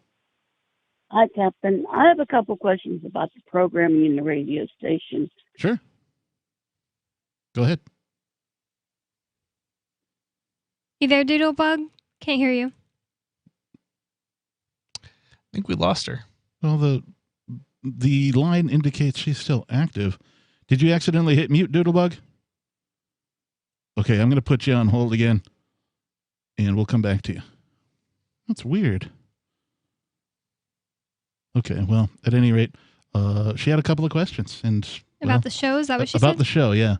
About the show and radio station, so I don't, maybe she's a new listener or something. We'll come back to her and see if we can get her back on in just a few minutes. So we were talking about this story from Arkansas where some miscreants, if you will, trying to make a statement, hung a God bless abortion banner from the giant 67-foot stone Jesus. In Decline, which is the group taking responsibility for this, says the banner is a direct response to the legislation in Arkansas making it harder for women to get abortions. Particularly from that perspective of Jesus Christ, we felt he would be incredibly offended, the idea of white privileged men essentially creating situations where women were going to die if they can't get access to abortion services, an anonymous man within Decline said. In March, Arkansas Governor Asa Hutchinson signed a bill that prohibits abortion in all cases except to save the mother's life in a medical emergency. Well, maybe Jesus would. Maybe he wouldn't be offended at that. But honestly, who cares what some man from 2,000 years ago would think about abortions today? abortion should be legal so that women who want it for whatever reason don't die terminating their pregnancies. Sorry, my dog barked. The best, I think the best argument for, abortion and allowing it is effectively people who really do not want or are in a situation where they cannot have a child, they will abort their own baby effectively, and that just puts the mother at risk as well as the child. And then when things don't go as planned, and you end up in this dangerous situation, they don't seek help because they know they'll be arrested for doing so. So yeah, again, this all comes down to individuals. Yeah. Right. I'm free to believe whatever I want to believe. You're free to believe whatever you want to believe. And if you believe that having an abortion is right for you, who the heck am I to tell you that you're wrong? And here's the other thing. It's your body, right? I mean, obviously I can't have a child, but as a man, but it's your body, if I was a woman, I guess. So, you could adopt and then murder. It's not quite the same thing as having a child or adopting and then, I mean, look, I get the joke, that, the post-birth abortion joke. I get it. It's funny. But I don't think any libertarian's going to support that. No, not at all. The ACLU and Planned Parenthood have asked a federal judge to strike down the new law, which takes effect July 28th. Hutchinson also approved a measure requiring victims of rape and incest to have first reported the crime to law enforcement before they could undergo an abortion past the state's 20-week limit. So you got to register the crime with the state before you can have the abortion, before you can take care of, the thing that was caused by the trauma. It's like they don't even care if the thing happened or not, just making it harder to have an abortion. Let's hold on to the rest of our thoughts and see if Doodlebug is back. Doodlebug, are you with us? Doodlebug going once. Doodlebug going twice. Okay, Doodlebug, if you can hear me, and I don't know if you can, perhaps you're listening to the show on your radio, please try and call back. I'm going to drop the line, but go ahead and call back. We'll allow you to get on the air, of course. All right. So this goes on to say, abortion is a crime against humanity, and it is really horrible that you have groups like this who support this level of death in our society today. So I hope they are prosecuted. Senator Jason Rapert, R-A-P-E-R-T. He's got rape in his name. The name says it all, doesn't it? That's crazy. Butler says they plan to cut up the sign and use it as drop cloths for future projects at the Great Passion Play. So theft. No, I'm just kidding. They probably meant to leave it there. Right. Well, and so the banner lives on, right? Somebody's going to get a piece of that banner and return it to the people who hung it, right? And be like, dude, I got a piece of it back for you. That's just kind of I don't know, being growing up a superstitious Christian. I don't know if people that I know would approve of that sign being used to swaddle Jesus in a Christmas play anyway. They'd be like, we can't use that sign for that. At least I know my mom would say that. My mom would be like, no, we can't do that. It's evil now. The people who hung the banner on the Christ of the Ozarks, I would like them to come and see Jesus hung on the cross. That's right behind me, because Jesus' mission was that of love and people's lives matter, Butler said. So let more people die in, home abortions? Is that what Jesus was about? Yeah, Is that what love and human life? What's the other one I'm thinking about? Oh, it's Who Would Jesus Bomb? That's your shirt, I believe, right? Yeah. Yeah. Right? Yes. The Great Passion Play did report the crime to the Carroll County Sheriff's Office. 5 News has also reached out to the Sheriff's Office, but have not heard back. Weird how that happens. The Christ of the Ozarks Monument was completed in 1966 and is one of the world's most visited, is one of the most visited attractions in the Ozarks, not in the world. Oh. So, yeah. Giant stone Jesus. One of the world's most visited attractions in the Ozarks. Wait, I'm confused One of the as Ozarks to where we're talking most about. visited attractions. Isn't the Ozarks like an island? No, the Ozarks are No, mountains. it's like mountains in like Arkansas, Missouri. It's in Arkansas. And Oklahoma, I think. Where the Arkansans live. It's where the Red Fern grows took place. Best book ever. The Red Fern. It grows there. Oh yeah, it's where the Red Fern grows. I wonder if giant 67-foot stone Jesus has been fertilizing the Red Fern. If you know what I'm saying. You're picking up what I'm laying down. I don't. 603-283-6160 is our phone number. If you would like to call and get on the air, talk about whatever's on your mind or anything we've been talking about. More Free Talk Live coming up. The Shire Free Church offers a sanctuary to those seeking an escape from state churches. The Shire Free Church is an interfaith, diverse group of people that may not share identical theological beliefs. As a member in or minister of the Shire Free Church, you are a sovereign individual and may be the faith of your choice. We don't claim to have all of the answers. We are open to all peaceful people. We want to learn from each other. What unifies the Shire Free Church and its diverse members is peace, love, and liberty. There are many paths to God, one for every individual. The Shire Free Church does not define a specific path beyond those parameters that must be your foundation. Peace as your way. Love as your guide. And liberty as your light. Learn more at church.shiresociety.com. That's church.shiresociety.com. From Feature Story News in Washington, I'm Nick Harper.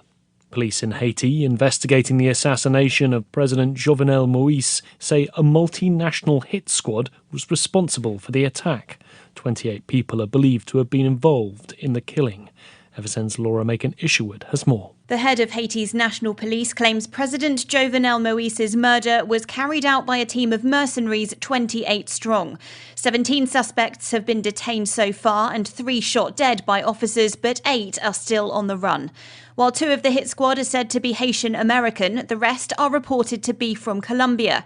Colombia's defense minister said at least 6 appear to be ex-soldiers, with the Colombian army now being ordered to help police with the investigation.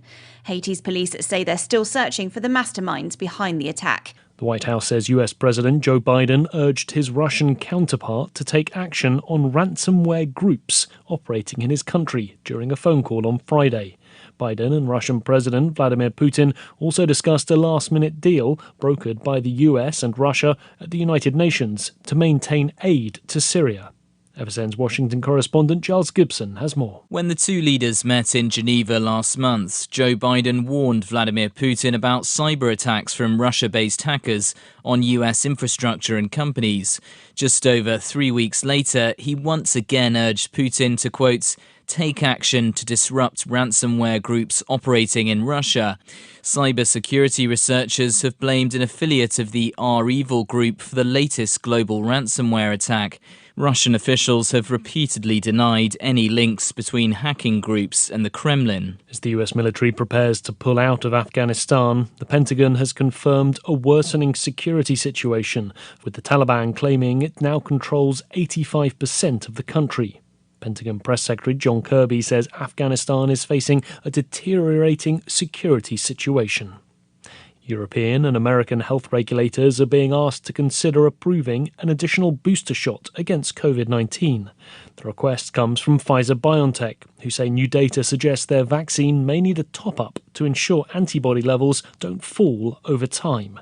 From Berlin, FSN's Trent Murray reports. A third booster shot could produce between 5 and 10 times more antibodies against coronavirus compared to the levels given after just 2 shots, according to Pfizer and BioNTech. The companies have stressed that the existing 2-shot regime is still highly effective, including against the infectious new Delta variant, but have said that fresh analysis from Israel has meant it wants to submit an approval request with the US and European regulators to approve the use of a third jab to help top up immunity. From Bureaus Worldwide, this is FSN. Do you appreciate what we do? Help us advertise, market, and promote for just $5 a month at amp.freetalklive.com.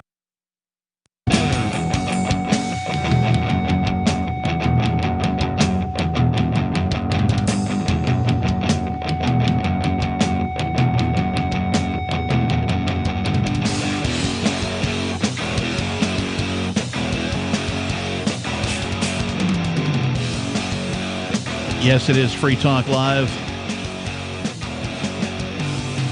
the Friday night edition.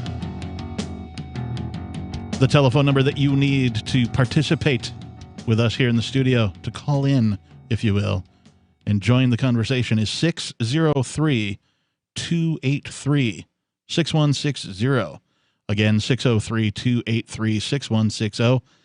That is the number you need to enter into your telephonic device or to tattoo on your forehead so other people can read it too. Whatever you got to do. Take care of it. Give us a call. We'll get to your calls and thoughts momentarily. In the studio tonight, it's myself, the captain. It's Bonnie. And Chris has disappeared. Yeah. I'm sure he will be back, though, because, well, I know where he is. I do want to tell you that the Crypto Six are preparing to take on the state with a prospective trial date sometime in May of 2022. They are preparing their defense of liberty and financial freedom against attempts by the state to take control of cryptocurrency by setting up the likes of Coinbase, Gemini, and Kraken as gatekeepers of cryptocurrency. That cannot be allowed to happen. We must keep cryptocurrency away from the control of federal government. It's the only way to keep them from continuing to drop bombs without consequence around the world, wreaking unbelievable devastation and destruction upon the innocent. Stand with us in our fight to put an end to war. Visit thecrypto6.com to learn about how you can join the fight to defund the war machine. We aren't backing down. Are you going to stand with us? Thecrypto6.com. All right, so let's just go to your calls and thoughts right away. We have Kirby calling from Indiana. Kirby. What's up, Kirby? You're on Free Talk Live. Hey, what's up, Bonnie, Captain, Chris, if you're there? He's here. Okay. Hey, like I said, Captain, what's on my mind is the murder spree we had over the weekend. Well, we, as in you and I don't recall going on a murder spree. So can you clarify what you mean by that? the murder spree that went on in America last weekend. 618 wounded, 230 dead. 17 of the wounded were here. 6 or 7 of the dead were here. One was a 22-year-old pregnant girl. 2 were in a parking garage looking at the fireworks. When a car pulls up, cat jumps out. I'm sorry, Kirby. Can you say those statistics again? 618 wounded. How many dead? 230. And this is across the entire United States, or just in like your area? Okay. No, just across America.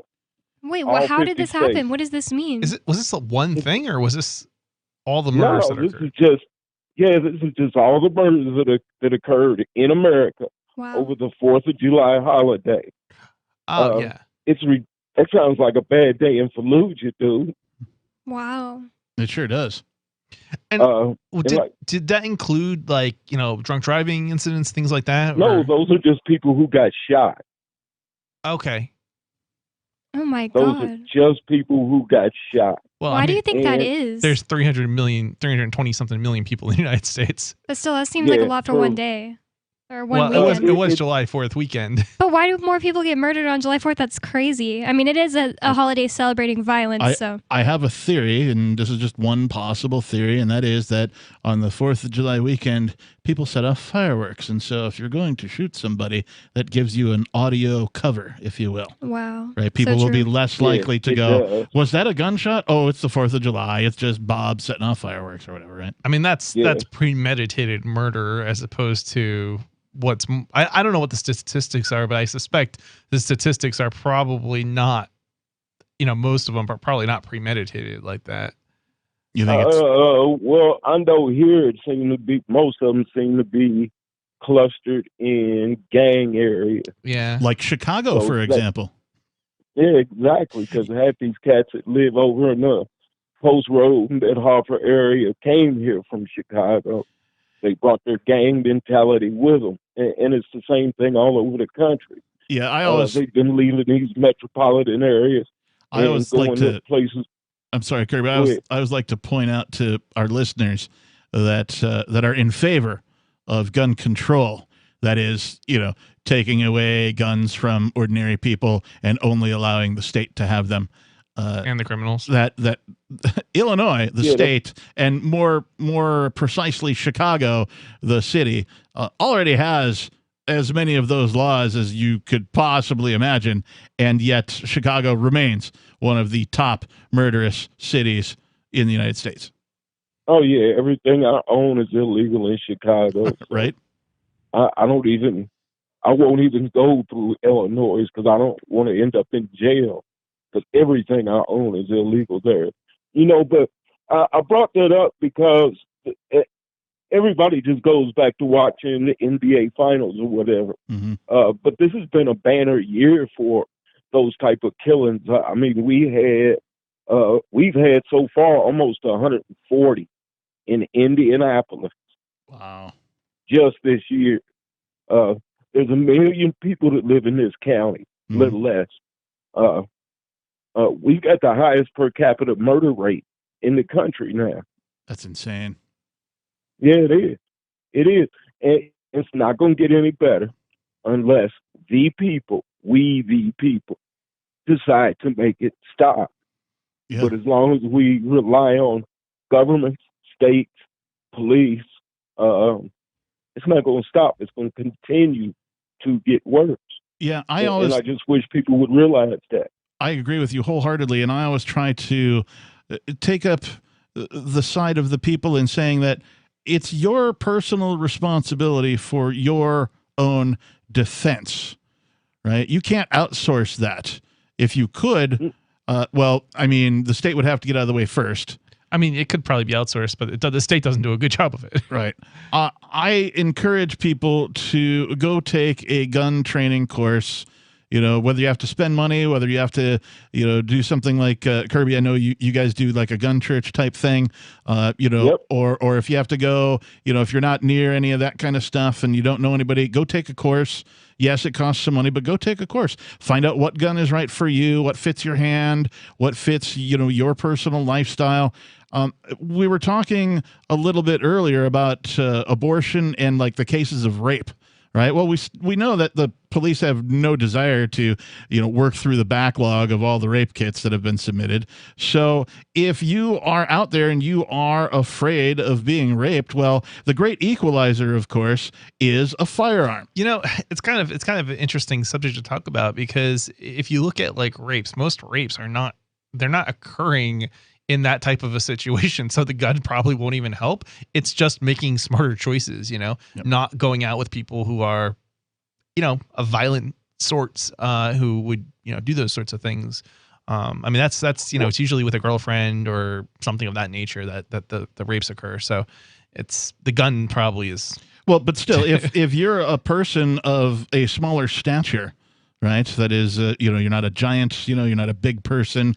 Yeah. You can't throw your weight around, the gun is the great equalizer. It absolutely is. Yeah, It's just kind of humorous, the circumstance in which we're talking about that in surrounding rape, because that's like the stereotype, but that's not the reality, usually. So go ahead, Kirby. Well, the firearm, say a young lady Bonnie's size, her and her best friend have no chance against the average size single male, both of them together. But a firearm, they have a chance against up to 18 or 19. Nice. Yep. Well, yeah, another thing to bring up, like regarding what Chris was saying, is there's like a really toxic environment surrounding dating that I've noticed, and I just think it's so strange. Like, I don't know, we could go more into it. I see it on Twitter all the time. Hey, thanks for the call tonight, Kirby. We appreciate you. Yep. 603-283-6160. Would you carry a firearm for self-defense against rape or any other thing for that matter? More Free Talk Live is on the way. Why did you move to the Shire? I moved here to the Shire because there's other people around who take liberty just as seriously as I do. I moved to the Shire because I saw videos of people challenging authority and thought that I could get support myself. It called to me, like, do this, right now. I wanted to be around people like me who got it, and once I got here, I knew there was nowhere else that I wanted to be. I've always wanted to change the world, so I moved to the Shire to join people who were actually working towards doing the same thing. The people here are awesome, loving, and positive. It was for the adventure and for the feeling of something important is happening here. And I just wanted to come to sort of be part of that. Visit ShireSociety.com to read and sign the Shire Society Declaration and learn the reasons why, if you love liberty, you should immigrate to the Shire. Plus, connect with others via the forum at ShireSociety.com. That's ShireSociety.com. My name is Jacob Hornberger. I'm president of the Future of Freedom Foundation, which Congressman Ron Paul awarded for having an outstanding freedom website. Write us at fff@fff.org, and we'll send you a free 3-month subscription to our monthly journal of libertarian essays and our booklet, Economic Liberty in the Constitution, which George Mason University economics professor Walter Williams praised in a recent column. That's fff@fff.org. Some of you asked, and now we've delivered. LRN.FM's live Keene, New Hampshire studio shows are now streamed in HD on Twitch. Visit our channel at twitch.lrn.fm and give it a follow. If you have Amazon Prime, you get 1 free subscription on Twitch. If you use it on our channel, Twitch will give LRN.FM a monthly piece of your Prime subscription cost. So please watch, follow, share, and subscribe to twitch.lrn.fm. That's twitch.lrn.fm. So the protection of life, liberty, and property is what the Free State Project is all about. But it's an effort to move 20,000 people who understand. It's about demonstrating to the entire country that, yeah, we can have a free market, a truly free market. Making it just a freer, great place to live. It's the world's largest voluntarist libertarian community, and it's only getting bigger. That's amazing, to be able to move to a place where other people passionately believe in being free and independent. What the Free State Project is managing to do, though, is to put their money where their mouth is. It's physically getting up across the country and saying, let's go someplace and let's demonstrate the power of these ideas. There's a lot of kind of philosophy that surrounds liberty. There's a lot of thinking about it and talking about it. But here in New Hampshire, people are doing it. 101 Reasons Liberty Lives in New Hampshire, a documentary by Free State Project Early Movers. Watch it free at 101reasonsfilm.com. 101reasonsfilm.com. If you want to know the latest about Free Talk Live before we go on the air, all you need to decide is how you want it delivered. It's your choice. Visit news.freetalklive.com to receive our usually weekly news updates by email. Plus, we have a Twitter account at twitter.freetalklive.com, and you can follow us on the decentralized Mastodon platform at toot.freetalklive.com. So please follow us at toot.freetalklive.com and sign up for our emails at news.freetalklive.com. Is oral health important to you? If you don't like your own teeth, fresh breath, or kissing people, then by all means stop listening. Several years ago, I met Jessica Armand, founder and CEO of My Magic Mud, and I became passionate about the product that she created and never want to live without it. It's clinically proven to whiten teeth, but I find it does much more. They want you to love My Magic Mud as much as I do, so they're giving you a money-back guarantee plus 20% off. Go to mymagicmud.com and use coupon code FTL20 at checkout. mymagicmud.com, FTL20. Our Matrix server is about as free as internet chat can be. Join the existing rooms or create your own at chat.freetalklive.com.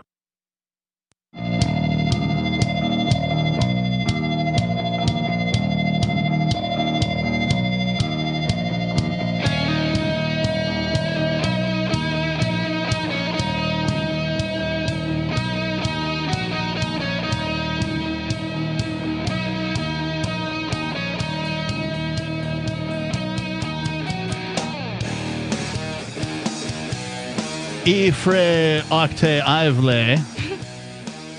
Igpe Atenle? SCI. Igpe Atenle? Oh my God. Apparently, One is not in his vernacular.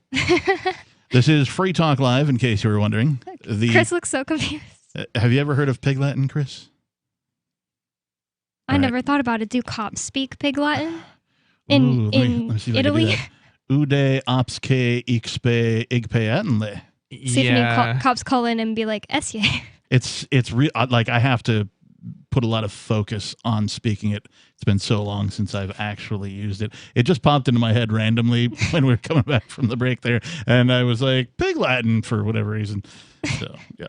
Anyway, if you just take like my water bottle here says Dura flask right? So this, you take off the first syllable and then put an A, put the last syllable at the end and put an A sound at the end of it. So Duraflask becomes Uraflask Day. He looks unamused. I know. It's confusing. All right. 603-283-6160 is the number if you would like to unconfuse Chris or speak Pig Latin to us and see if we can decipher what the heck you're saying. Or bring up whatever is on your mind. Phones are open, as always, 7 nights a week here on Free Talk Live. In the studio, I am your host. I'm the captain. It's Bonnie. And Chris. Hey, he can say something. Cool. I thought we had you, speechless there for a minute. I am lacking words at the moment. All right. That's unusual for you. Are you okay? I have a little bit of coffee in the kitchen. I probably didn't get enough sleep last night, and the show has not been that terribly exciting. And I'm excited. I'll be honest. Like sometimes some FTL episodes are like amazing, they're entertaining, and everything else, and the other ones. I think it's about your energy, Chris. You got to bring the you got to bring pal. the energy. I know, but we're talking about stuff that just isn't always. It's not uplifting, that's for sure. Yeah, well, I like the Jesus thing. Yeah, I mean that's a little funny, but I'm also a little tired, and it's like, yeah. Hey, do you guys know why Jesus doesn't eat M&Ms or Skittles? No. It's because they keep falling through the holes in his hands. Oh my God. I was thinking of like some sin that could be. I want to take just a minute and take a look at. I can't respond to most of these, but I can read some of them. Gabe Hardy says, "You guys are amazing. Keep up the fight for liberty. Y'all inspire more people than you probably realize, especially in agorism.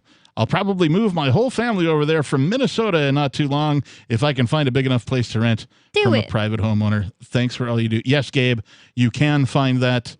Rentals are pretty available here. I don't know where is he moving from? It says Minnesota.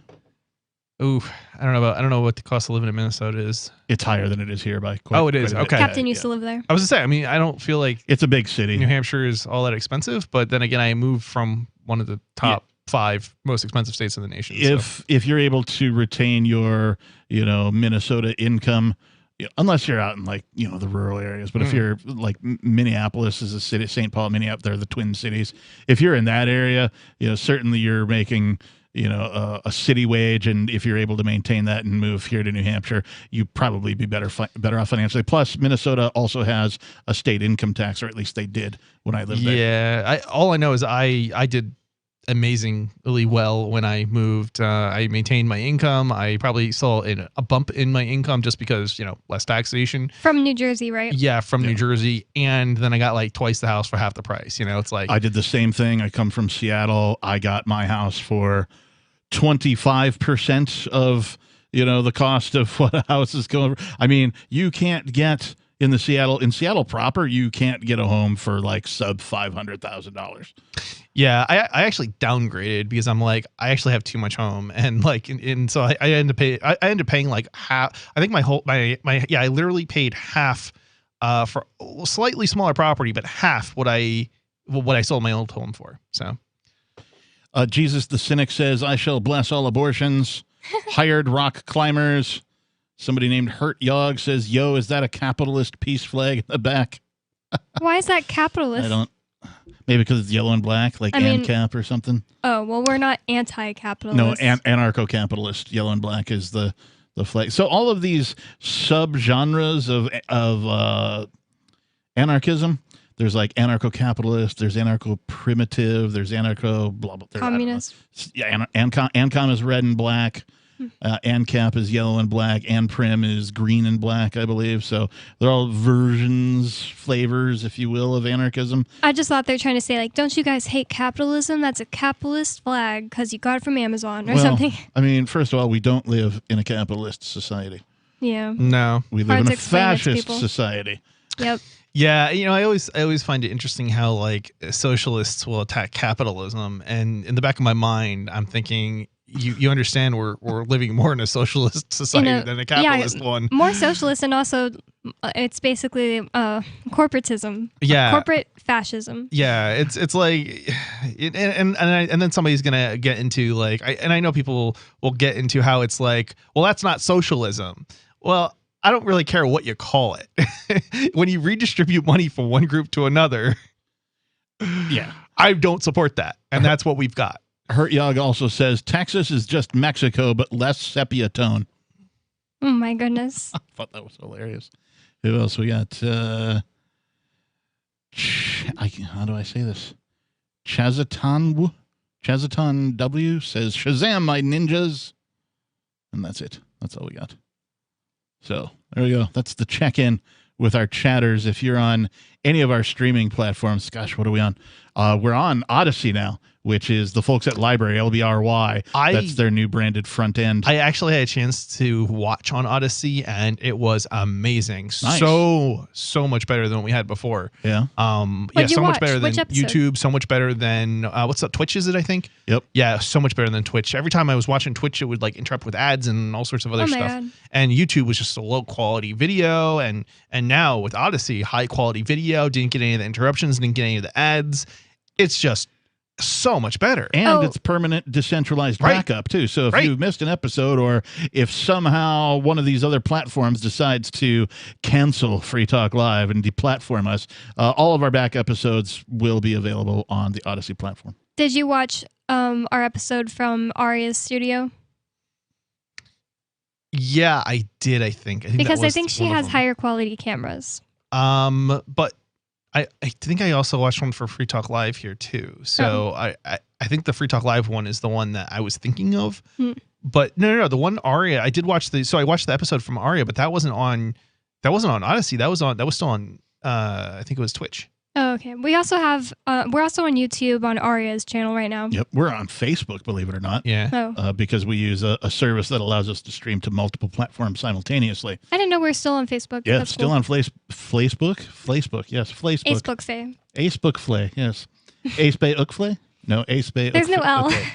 I know. Oh, I see. I've thrown an L in there for some reason because, I don't know, L is for... You're going to confuse Chris and he won't be able to speak pig line L ever. is for linguistics or linguisticsly. Attenly. Igpay Attenly. So we've checked in with our chatters. Again, we're on YouTube, we're on Twitch, we're on DLive, we're on Odyssey, we're on Facebook, we're on Vaughn Live. Vaughn is an old school. Vaughn is an old school early streaming platform that just allowed you, if you had a bunch of videos on your computer or your hard drive, you could just play them to anybody that wanted to watch them. And so they were violating copyright left and right, and I loved it. I loved it. They would show live TV that you couldn't, like out of market stuff, right? Sports Ball will have this thing where like they could only broadcast a game in a certain radius from wherever it is the home team is playing, and nobody else can see that particular game live. I think that's what I watched, like a 4-day marathon of Bob Ross on. Yes.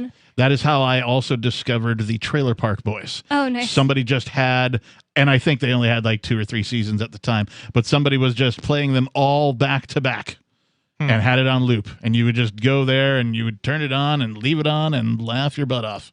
I was going through like a breakup and somebody was just streaming Bob Ross for like 4 days and I was like, this is nice. Let's draw some happy trees. Happy little trees. Love him. Are you not familiar with Bob Ross? No, I am familiar with who he is. I can't say that. I can't say I've ever watched his stuff. I but don't. It's like I would be like falling asleep while trying to watch his stuff. I don't really like him because, as I always say, never trust a man with 2 first names. Bob Ross. Oh, I forget Ross is the first name. That's right. Yeah. 603-283-6160 is our telephone number. If you would like to join the program, our number 3 of Free Talk Live is coming up.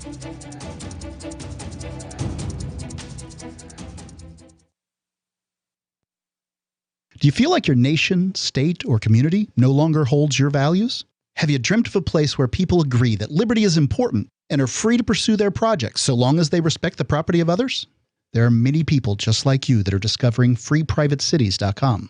Their social media links are at the upper right of the page at freeprivatecities.com. All skill levels will be needed when the first of the Free Private Cities opens. It's sooner than you think. Stop arguing and build. freeprivatecities.com. The LRN.FM social media channels have been revamped. We've eliminated Facebook and focused on other platforms like Twitter and Mastodon, the decentralized alternative to Twitter. On our accounts, you'll find posts from multiple LRN.FM show hosts together in one place. Follow us on Twitter at twitter.lrn.fm, or better yet, move to the decentralized Mastodon social media platform at toot.lrn.fm, toot.lrn.fm. I think you'll like it. There are basically two types of advertising: direct response and branding. Radio's great for direct response with its low cost to listener ratio, but audio can't be beat for branding, which is a longer term endeavor. You want to be the first thing that someone thinks of when they think about your product or service. If you have a local business that you want kept top of mind in your community, call the station. If you need national reach, Free Talk Live's got around 200 radio stations, millions of monthly listening sessions, can suit all budgets, and if we don't think we're right for you, we'll tell you. Email me, mark@freetalklive.com. There are lots of ways to listen to Free Talk Live. Our podcast has been around since podcasts began, and now the FTL feed is loaded with content besides our full show archives. Did you know that we make it easy for you to customize your podcast subscriptions? We have different feeds, one that includes only our full shows, one with just the Daily Digest, and our main feed that includes everything. You decide what you listen to. It's quick and easy to customize your feeds at feeds.freetalklive.com. That's feeds.freetalklive.com. You're listening to the live edition of Free Talk Live. Hour number 3 is next after the news here on the Liberty Radio Network at LRN.FM. From Feature Story News in Washington, I'm Nick Harper. Police in Haiti investigating the assassination of President Jovenel Moïse say a multinational hit squad was responsible for the attack. 28 people are believed to have been involved in the killing. FSN's Laura Macon-Isherwood has more. The head of Haiti's national police claims President Jovenel Moïse's murder was carried out by a team of mercenaries 28 strong. 17 suspects have been detained so far and 3 shot dead by officers, but 8 are still on the run. While 2 of the hit squad are said to be Haitian American, the rest are reported to be from Colombia. Colombia's defense minister said at least 6 appear to be ex-soldiers, with the Colombian army now being ordered to help police with the investigation. Haiti's police say they're still searching for the masterminds behind the attack. The White House says US President Joe Biden urged his Russian counterpart to take action on ransomware groups operating in his country during a phone call on Friday. Biden and Russian President Vladimir Putin also discussed a last-minute deal brokered by the US and Russia at the United Nations to maintain aid to Syria. FSN's Washington correspondent Giles Gibson has more. When the two leaders met in Geneva last month, Joe Biden warned Vladimir Putin about cyber attacks from Russia-based hackers on US infrastructure and companies. Just over 3 weeks later, he once again urged Putin to, quote, take action to disrupt ransomware groups operating in Russia. Cybersecurity researchers have blamed an affiliate of the REvil group for the latest global ransomware attack. Russian officials have repeatedly denied any links between hacking groups and the Kremlin. As the US military prepares to pull out of Afghanistan, the Pentagon has confirmed a worsening security situation, with the Taliban claiming it now controls 85% of the country. Pentagon Press Secretary John Kirby says Afghanistan is facing a deteriorating security situation. European and American health regulators are being asked to consider approving an additional booster shot against COVID-19. The request comes from Pfizer-BioNTech, who say new data suggests their vaccine may need a top-up to ensure antibody levels don't fall over time. From Berlin, FSN's Trent Murray reports. A third booster shot could produce between 5 and 10 times more antibodies against coronavirus compared to the levels given after just 2 shots, according to Pfizer and BioNTech. The companies have stressed that the existing 2-shot regime is still highly effective, including against the infectious new Delta variant, but have said that fresh analysis from Israel has meant it wants to submit an approval request with the US and European regulators to approve the use of a third jab to help top up immunity. From Bureaus Worldwide, this is FSN. With FSN Spotlight, I'm Simon Marks. Today, remembering the journalist and diplomat Edward Mortimer, whose death at the age of 77 was announced yesterday. After a lengthy career at the Financial Times, he was picked by then UN Secretary-General Kofi Annan to serve as his chief speechwriter and director of communications. The Guardian noted yesterday that working together, the two men encountered a whitewater rafting journey of highs and lows as they and the UN navigated international challenges, including the war in Iraq. Edward Mortimer was a fervent believer in the UN and specifically in the role of the Secretary-General. It's amazing to see now how many people seem to announce their policy decisions in the form of tweets. I think that the Secretary-General, has to be able to play her or his part in that great national debate, because I think that the Secretary-General, by the mere fact of being chosen to represent the whole of humanity, commands a degree of attention. So I think the Secretary-General needs to be able to remind the world why we have the United Nations, what are the principal interests that humanity has in common. Edward Mortimer speaking in 2015. He was passionate about reform of the UN Security Council, one unresolved aspect of his time at UN headquarters in New York. With FSN Spotlight, I'm Simon Marks. And the main news again. Police in Haiti investigating the assassination of President Jovenel Moïse say a multinational hit squad were responsible for the attack. The White House says US President Joe Biden has spoken to Russian President Vladimir Putin asking him to take action on ransomware groups. And Pfizer-BioNTech has asked health regulators to approve an additional booster shot against COVID-19. There's more from us on Twitter at Feature Story. That's Feature Story News. Nick Harper reporting. Could dropping bombs on Afghans without warning from terrifying robot airplanes that fly themselves actually hurt America's efforts to stabilize Afghanistan? It's complicated. No, not at all. Actually, I think we need to stay the course. You don't change horses midstream, and you don't stop firing missiles from unseen death droids soaring high above the clouds just because a couple of schools get blown up. We have got to find another way to obliterate this population. What about flaming bulldozers or 50-foot-tall tanks? Let's do what we can for these civilians. I mean, why not name the drones Billy or Steve to make them seem less dispassionate? Oh, that is a terrible idea. Billy is a horrible name for a drone. They're now developing a 40-foot robot that actually looks more like an American soldier and also sprays lasers out of his eyes. Well, at least that's a step forward. Hey, look, as long as it fires missiles and bombs with very little accuracy and zero Americans are at threat, I'm all for it. Good point. They should give it funny, floppy arms. Yes. Oh, it should spray candy out of its chest a few minutes before it starts shooting everything. This is the Onion News Network.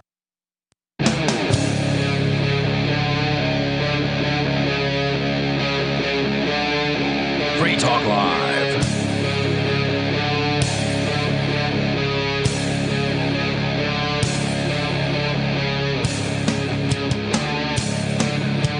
Hour number 3 is now underway of this Friday night edition of Free Talk Live. We're the live call-in radio program where you can take control of the airwaves and talk about whatever is on your mind. To do that, you need to dial 603-283-6160. Again, 603-283-6160.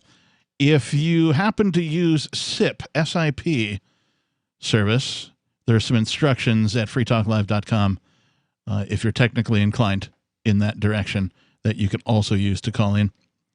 I'm not going to describe it all to you, the listener, because, well, it's pretty technical. But if you do happen to use SIP service, that is available to you as well. In the studio tonight, it's myself, the captain. It's Bonnie. And Chris. So we've talked about a bunch of stuff tonight, but I wanted to talk about what is now called the Scouts of America, formerly the Boy Scouts of America. The headline here from the Free Thought Project: Boy Scouts pay out nearly $1 billion for 60,000 sex abuse victims, and almost no arrests were made. That's right. 60,000 victims. And this one organization is now going to pay out nearly $1 billion, but nobody's going to jail. Just because it's considered a boys' club does not mean the Boy Scouts of America is unprofitable. In fact, their assets topped over $1 billion. Some might conclude it is long overdue, but on Thursday of last week, the Billionaire Boys Club announced it has finally agreed to pay for all the decades of child sexual abuse its members have inflicted on unsuspecting young boys, usually at the hands of the club's leaders. Wow. In an historic settlement with victims, the Boy Scouts of America will be paying about $850 million to the abused. While that figure will substantially diminish the club's net worth, unfortunately, because the victims are so numerous, the $850 million will amount to between $3,000 and $5,000 per victim. I wonder how many people have like completely proven cases. Not saying like, oh, I don't believe these people. It could be true, but I hope nobody's mooching off of this. I mean, there's a reason that there's a statute of limitation on most crimes. I mean, after a certain amount of time passes, you know, there's no evidence, and it's like a he said, she said kind of situation. And you kind of have to wonder, you know, where are these 60,000 victims coming from? Well, apparently these 60,000 people are, you know, the ones who have come forward. I don't know about the ones who have not. There are many, many allegations against scouting in general, where people, you know, take advantage of a position of power over those who are weaker than them. Yeah, I mean, this is not specific to that organization. This is kind of a. But let's just assume for a minute that all 60,000 of these cases that are getting part of this payout are legit. $3,000 to $5,000 per victim. That is the equivalent to a month and a half's earnings at minimum wage, a proverbial drop in the bucket, the article continues. Undoubtedly, the settlement will feel like a slap in the face to those children, many of whom are now adults who have lost their innocence to predators and the organization which allegedly protected such pedophiles. Oh, so there was a system. What they're arguing is there's a systematic structure to there are many something. Many parallels between the Boy Scouts of America and their sexual allegations of minors to the Catholic Church and the priests. So this isn't really many similarities. And to bring it back to our first story, also the foster care system. Yeah, I mean, it's kind of interesting. So it's not. This is one organization, and the $3,000 may sound like a pittance, but it's also not necessarily the case. It doesn't sound like that they could not sue the person who, or the people. I'm glad you bring that up. Who've actually committed the. I guess I don't know if crime is the right word because they're not being charged with a crime, but the people who are being accused, I guess, effectively. According to NPR, this is the first time the organization, that's the Boy Scouts of America, has ever paid out any settlement for any lawsuit to which it has been named a party, and there are several. The agreement announced on Thursday is the first legal settlement in a long list of lawsuits against the Boy Scouts, which filed for Chapter 11 bankruptcy in February. That's a quote. Ken Rothweller, one of the chief negotiators in the settlement, called it, quote, the largest settlement of sexual abuse claims in the United States history, unquote. The organization is relying on its local councils to pay at least $300 million. And then the parent organization will also pay for things like non-monetary commitments to abuse victims, including youth protection measures, a reporting system, formation of a child protection committee, and information sharing related to abuse claims, according to NPR. Rothweller's law firm represents over 16,000 abuse victims dating back to the 1940s, whose predators were cataloged in an internal list called the Perversion Files, quote unquote.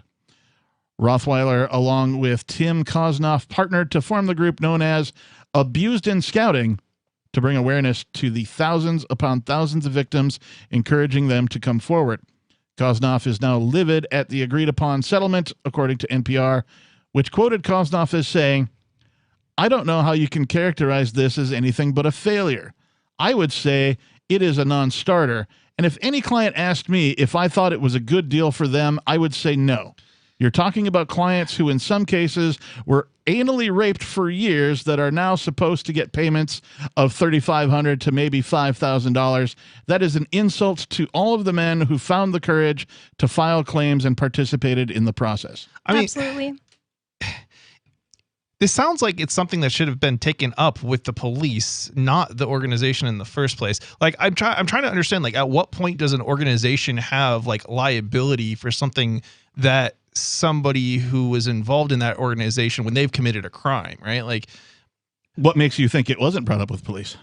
Well, then wouldn't the police be the ones that you should be suing, not the organization, not the Boy Scouts of America? Are you going to sue the police? Well, I mean, they're immune, but that's like, right. But I mean, you would want to sue the victimizer. Well, they're settling, right? So aren't they being sued? Isn't the they are being sued? I mean, honestly, it kind of makes sense to sue the organization because it's just like we were saying earlier. It's a system. Like they're allowing this to happen, and apparently they were protecting these people. See, that's what I'm kind of curious. Like, it sounds like it's some sort of structural thing, but it doesn't really give us enough information. Yeah, it doesn't. But it did say that they were protecting these abusers. But how are they protecting the abusers? Like, right? Like, it sounds like the appropriate situation would have been to go to the police, not the organization that the person worked for, because it was an actual crime, presumably, right?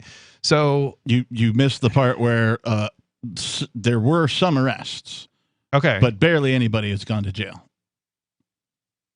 We'll get to that in just a second. We'll get to that in just a second. For its part, the BSA believes the payouts are fair. In a statement, they proclaim, this agreement ensures that we have overwhelming support of survivors for the BSA's proposed plan of reorganization, which is a key step in the BSA's path toward emerging from bankruptcy. Bringing these groups together marks a significant milestone and is the biggest step forward to date as the BSA works toward our dual imperatives of equitability, compensating survivors of abuse, and preserving the mission of scouting. So that's a whole bunch of words that really don't mean anything as I read through them. That sounds like an official statement from a corporation or from a government person. This is known as word salad in some circles, where they use a whole bunch of words to say nothing. Yeah, I don't know. It just seems like this is something that is not specific to this organization, and every organization is going to want to try and protect themselves. So I don't know. It seems like the appropriate. I mean, what other organizations have 60,000 people claiming, sexual assault against them? Yeah, why are people still sending their kids to an organization that had 60,000 rape assaults? Just because it hasn't been publicized doesn't mean it wasn't going on with other organizations. 603-283-6160 is the number. Do you have any further information about the Boy Scouts and their sexual allegations? After a devastating war, the alien visitors were driven back, and their willing human collaborators were left behind to face the music. When Emma Jean Anderson's ex-lover springs her from prison, Nathan Foster and his 14-year-old nephew Ben are tasked with bringing the pair to justice. An easy enough job until they discover something is inside Emma Jean, and the fate of the planet hangs in the balance. The Family Business by Mike Coopery from BaneBooks.com.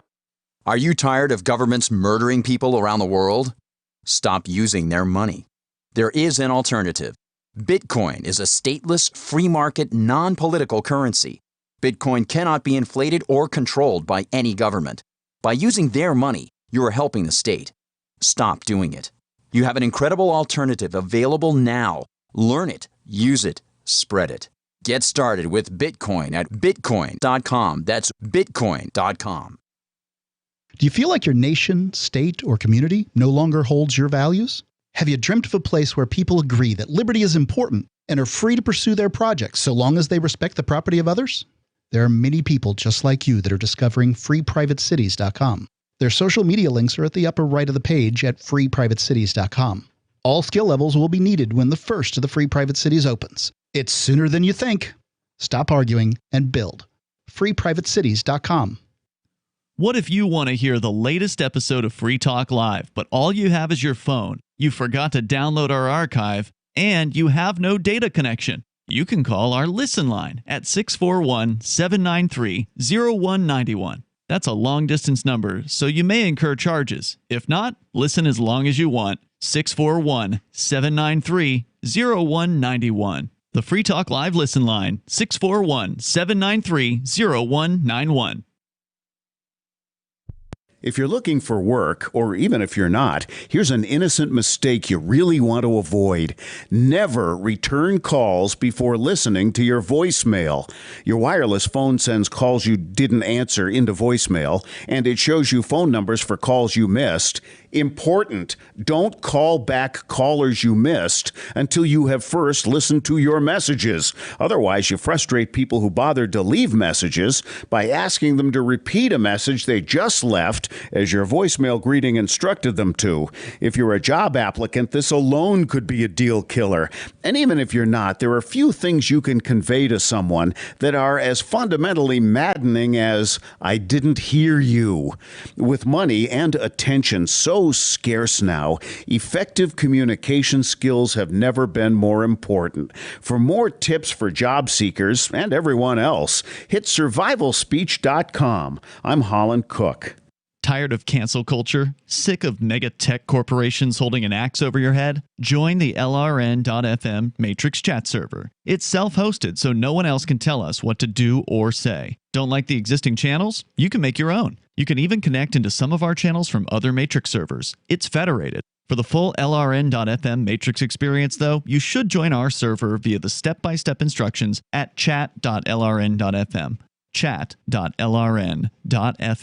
Looking for a great real estate investment? Consider New Hampshire, which is ground zero for the Liberty Movement. Your first call should be to Mark Worden from Porcupine Real Estate. He's more than just a real estate agent. He's your New Hampshire concierge. Where are the best places to live? Do you want farm, city, the burbs, or forest? Do you want a duplex or multifamily building so that renters pay your mortgage? There are homes in all price ranges in New Hampshire, and Mark can help with financing too. Invest in Liberty and property. Mark Worden can help. PorcupineRealEstate.com.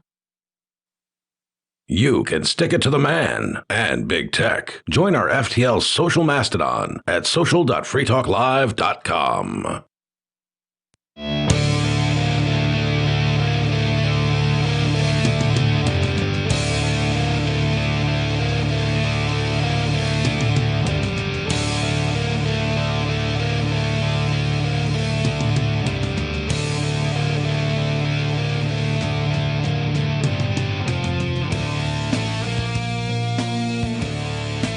Yes, it is Free Talk Live. It is the Friday night edition. The telephone number, if you want to join us on air, is 603-283-6160. Again, 603-283-6160. In the studio tonight, it's myself, the captain. It's Bonnie. And Chris. We've talked a little bit about Forkfest, but, it's never too early to start planning for next year. It is happening in 2022. Unofficially, it's happening from June 27th through July 3rd at Rogers Campground in the beautiful White Mountains of New Hampshire. Forkfest is decentralized, which means there's no one in charge and there are no tickets to buy. You just reserve your camping site, your RV site, or your motel room with Rogers Campground from June 27th through July 3rd, and you're in. Have whatever event you want to have, or an event that you want others to participate in. You can vend things, you can bring your art, there's all sorts of things you can do. People have, I had a great time this year, I had a great time last year, and I'm sure that I'll have a great time next year. Forkfest is your event. You create the experience that you want others to enjoy. Find out more about it and join the unofficial Telegram chat at forkfest.party. Again, come enjoy the festival, forkfest.party. So we've been talking about this article from the Free Thought Project detailing a settlement that the Boy Scouts of America is offering. I just want to be clear that this hasn't been set in stone yet. There is a lawsuit, and the Boy Scouts have filed for bankruptcy, and they're saying, hey, this is what we're offering. And it should make that clear in just a second. It is unclear. The article continues. This is all about victims who have come forward against leaders of the Boy Scouts since 1944 up until just a few years ago. Enough research was done apparently to launch a lawsuit, and the BSA has offered $850 million in payouts, which amounts to somewhere between $3,000 and $5,000 per victim. It is unclear if the presiding judge will accept the offer made by the BSA. Hopefully they will be able to see how very little money victims are getting in exchange for having their sexual innocence ripped away and do the right thing. The burden of the payout should not have to come from the participants in the local councils, but from the organization itself, in our humble opinion, and the payouts need to be 10 to 20 times higher at least. This is an opinion piece, so. On top of the insultingly low payout, another kick in the teeth to thousands of victims is the fact that there have been almost no arrests. This detail seems to be something the mainstream outlets are refusing to acknowledge. Over the decades of abuse, the Boy Scouts, like the Catholic Church, enjoyed a sort of immunity from prosecutions, and only a handful of troop leaders have been arrested for their crimes. So the organization is admitting it happened, but there's no arrests. You know, I mean, does this legally constitute admission of guilt? I mean, here's the other thing. Like, what you are supposed to do has changed over the years too. Like, like at one time there was no reporting requirement, right? You didn't, as an organization, you wouldn't have had to report a crime to the police if your organization, if somebody came forth with such allegations, you wouldn't have been required to report it to police even. Like I'm just trying to understand, like, what exactly are they accused of doing, and was that reasonable at the time, or was it unreasonable at the time? And then where's the liability? Is it with the head organization? Because isn't the Boy Scouts of America like not a single organization, but it's like made up of chapters? And then are those chapters individually liable, or is it the I guess you're saying it's the main head organization? Well, they're saying that they're going to share in the payouts, and that the chapters are going to sport approximately 300 million of the 850, and then the organization itself is going to sport the rest of it, as far as to make up the total of 850 million. So they're going to liquidate some assets and come up with the 500 million, whatever, 450 million. And so here's the next question. What are they supposed, I mean, presumably the point of this is to change things, right? So it doesn't happen again. So what do they need to change? What do they need to do differently in order to not, I mean, if they don't know what they're supposed to change, right? How are they supposed to do it correctly? Or, you know what I mean? Like, it just, yeah, they do say that they've, made some changes in the organization, set up some different programs and some different ways of, handling reports of this type of thing than they've ever had in the past. And that's part of this offer that they've made. Are they, and here's the other question is, there's already laws on the books, I know, probably since at least the 90s, that require reporting. Have they not been doing that reporting since the 90s at least? I don't really know the answer to your question. I think I have a solution to this, though, for it to not happen in the future. Set up, if you want your kids to learn about like outdoor survival or whatever that you learn in Boy Scouts, set up stuff like that in your own communities, like people that you trust around you. But isn't you. That kind of what this was? Isn't that how the Boy Scouts was already set up and organized? I don't know. It seems... I don't know a lot about. I've never personally known. I was a Boy Scout and a Cub Scout before that. Yeah, and I learned all sorts of interesting and fun things. I was a brownie and then I quit. See, I was never in the Boy Scouts, so I don't know. I did get kicked out for smoking weed. That's funny. So I never made it to like Eagle Scout or whatever. But I learned some valuable things. My scoutmaster was what we call a weekend warrior. He was a former military guy who became a teacher at the grade school that I attended. And so whenever you do your, 2-week-long camp out thing or whatever, he would do things like, we're going to go camping in the middle of winter in Wisconsin at a state forest, and you guys are going to build winter survival shelters. Oh, my God. Right? So we're like building like makeshift igloos and that kind of thing, trying not to freeze to death. That's something I would have thought like up as a joke to say about your childhood, like, oh, did you have to build igloos? But no, it's true. I'm gonna guess that this was probably fun, but I don't know. I had fun, and I never experienced any sort of sexual abuse or things in my experience with the Boy Scouts, so I can't speak to it. But I can say that if you were a predator, that would be, much like a camp counselor or something like that would be, a perfect position for somebody in a predatory state of mind to seek. So here's some other questions. So was it a situation where there's like one guy who leads a troop? Is that what the term is? A pack or a pack? Troop, yep. Okay, of a certain number of boys, presumably. What kind of sizes? Like how many kids are in a troop? Is it one adult? Is it more than one adult? I think we had a 1 to 15 ratio, something like that. 1 to 15, and then would they be going out as like multiple adults for the pack or troop? Or whatever? Well, sometimes you would get these smaller segments to combine with other segments, right, from an area, and then you'd go to like this regional thing where like scouts from all over the state or whatever would come and hang out. I think they called it a jamboree, which is an interesting name for it. Honestly, the more I think about it, it's kind of just scary. Like, I'm glad I'm not going to have kids because you kind of can't trust your kids with anyone. Like, oh, the church group that's going out camping. Nope. Yeah. 603-283-6160 is the telephone number. If you've had any kind of experience that resembles what we've been talking about the Boy Scouts, give us a call. More Free Talk Live is next.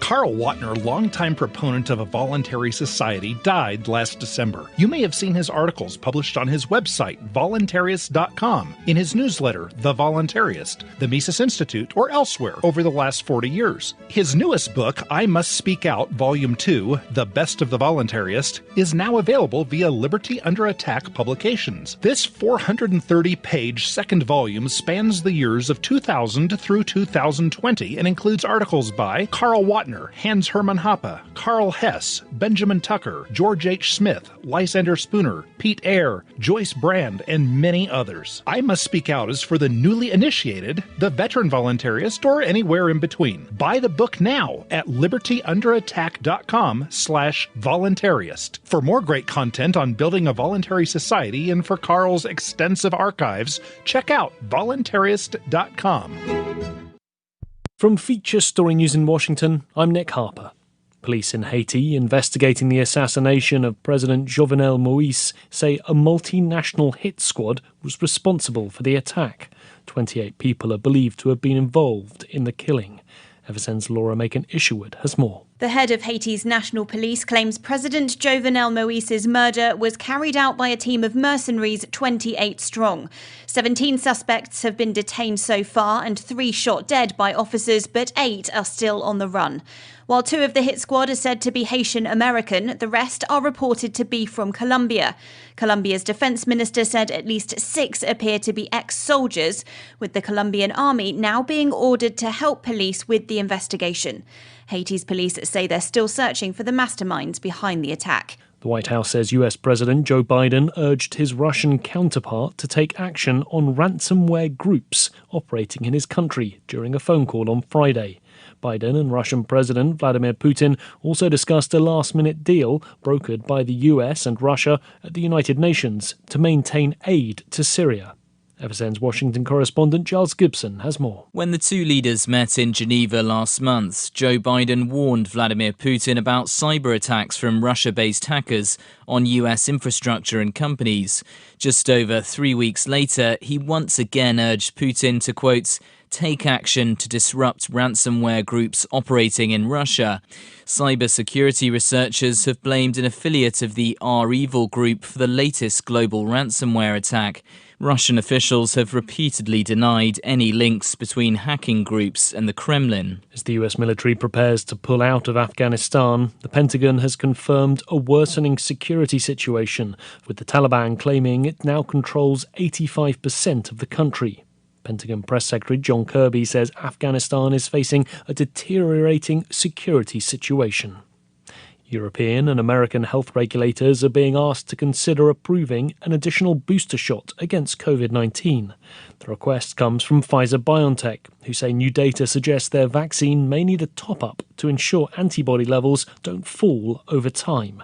From Berlin, FSN's Trent Murray reports. A third booster shot could produce between 5 and 10 times more antibodies against coronavirus compared to the levels given after just 2 shots, according to Pfizer and BioNTech.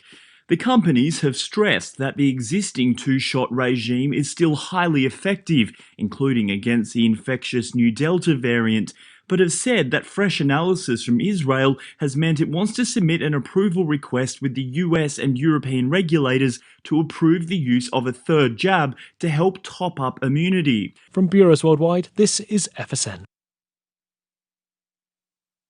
Don't miss a moment of Free Talk Live. Get our archives daily via our podcast at feeds.freetalklive.com.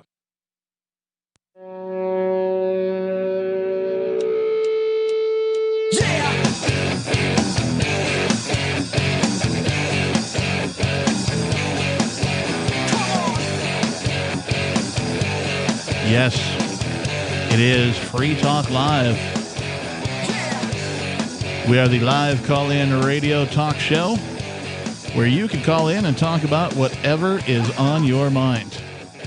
The telephone number in the studio is 603-283-6160. Again, 603-283-6160. In the studio tonight, it is myself, the captain, joining me. It's Bonnie.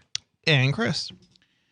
So, continuing down the theme that we've sort of had here tonight, and that's to say that all of our topics have had something to do with children tonight. This one, I've seen this from other sources. One of our other hosts, Richie Rich, put this in our show prep. And this is from RT.com. We're all vaxxed. The Teletubbies announce COVID vaccination, bewildering fans and angering anti-jab activists. The Teletubbies also came out with their own NFT. Of course they did. Why wouldn't they? First of all, what are the Teletubbies? Do we know?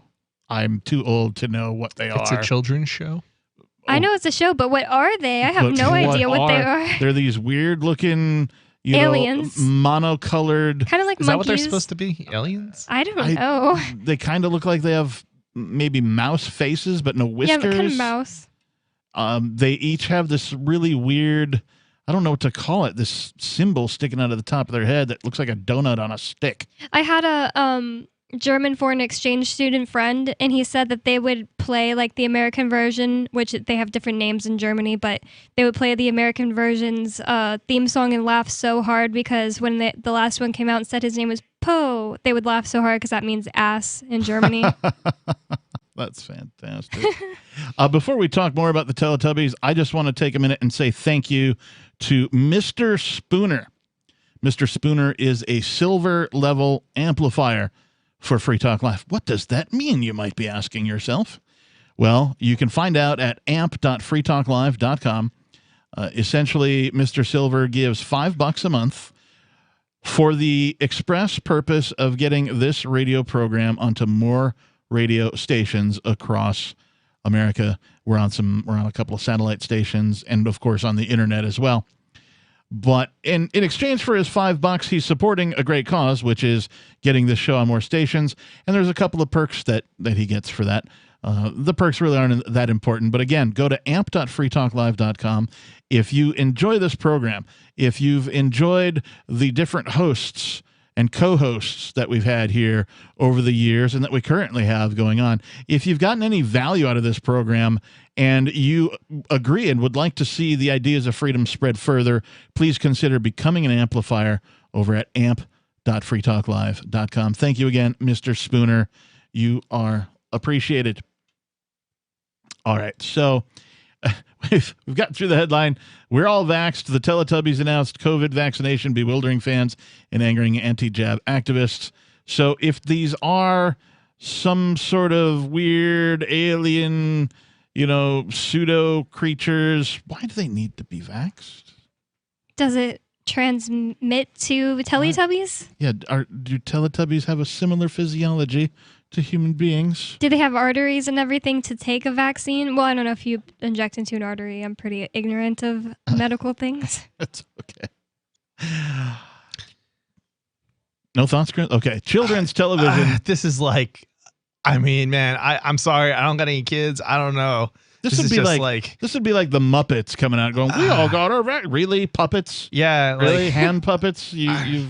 You've taken the jab? You're not too old for Teletubbies, are you? Because I feel like Teletubbies was already a thing when I was a kid. I'm probably something like 25 years too old for Teletubbies. I don't think 25 years because I'm 25 and Teletubbies were kind of old. Like they had been a thing. Like my brother is 33 and he was alive for Teletubbies. You underestimate how old I am.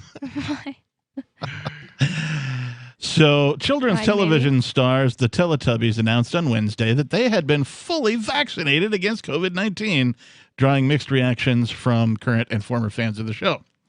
We're all vaxxed just in time for a tubby hot summer, announced the Teletubbies on their official Twitter account. This has to be a joke. Tubby hot summer? Do you know what hot summer means? Like it's like they're coming out with all these things like white boy summer, hot girl summer. They're really saying tubby hot summer on their official Twitter and coming out with NFTs. This is crazy. Just in time for a tubby hot summer. Isn't this like a show that targets like 3-year-olds and 4-year-olds at most? Yeah, 3 and 4 like the 2, most. 3, 4. Yeah. So what does that tell you, Chris? That tells me that this is all propaganda. Because there's no reason for anybody to target children about vaccinations of any kind.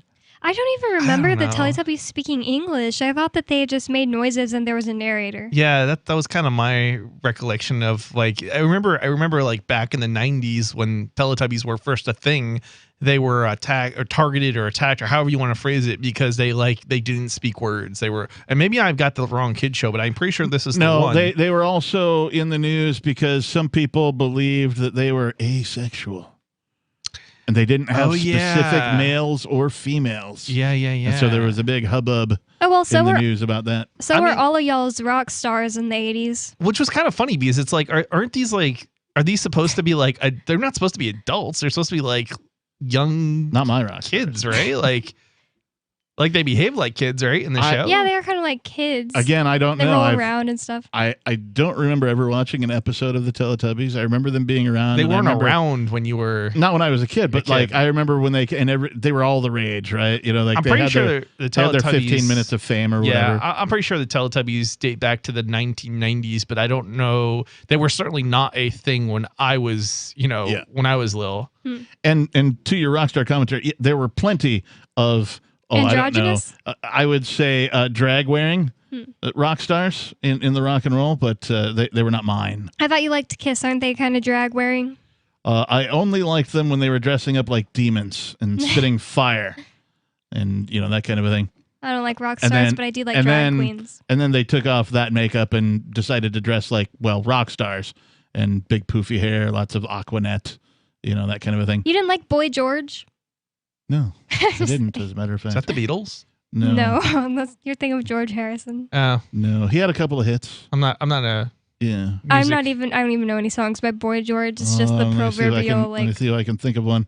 I'm going to go with Karma Chameleon. Don't know who that is. Was one of his hits. Oh. He also had another one called I'll Tumble For Ya, which I don't really know but I had to listen to pop because, pop was popular.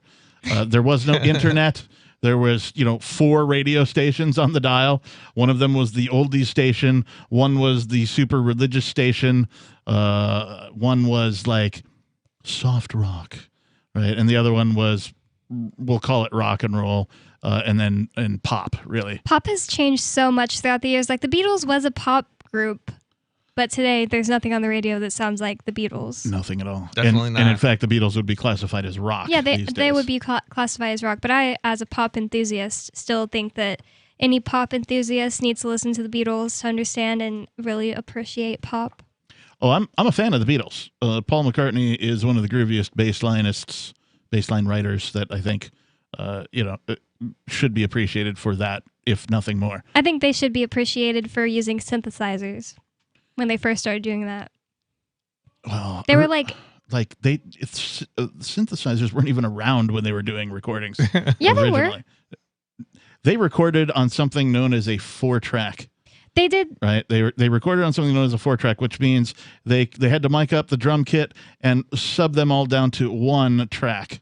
on the recording device. Then they had to mic up all the vocalists and sub that down to, and then mix that together on a mixing console, much like this one sitting next to me, except all of the knobs and the faders were 10 times the size. You had to use 2 hands to turn the volume of the drums up because the fader was that heavy. It was made of lead. No, I'm embellishing here, of course. No, they did start using synthesizers. Like, listen to like Revolution 9 and stuff. They were, I don't know if you would call them a synthesizer, but they were like voice altering things, and they were like the first people into the effects. Yes, these are called audio effects.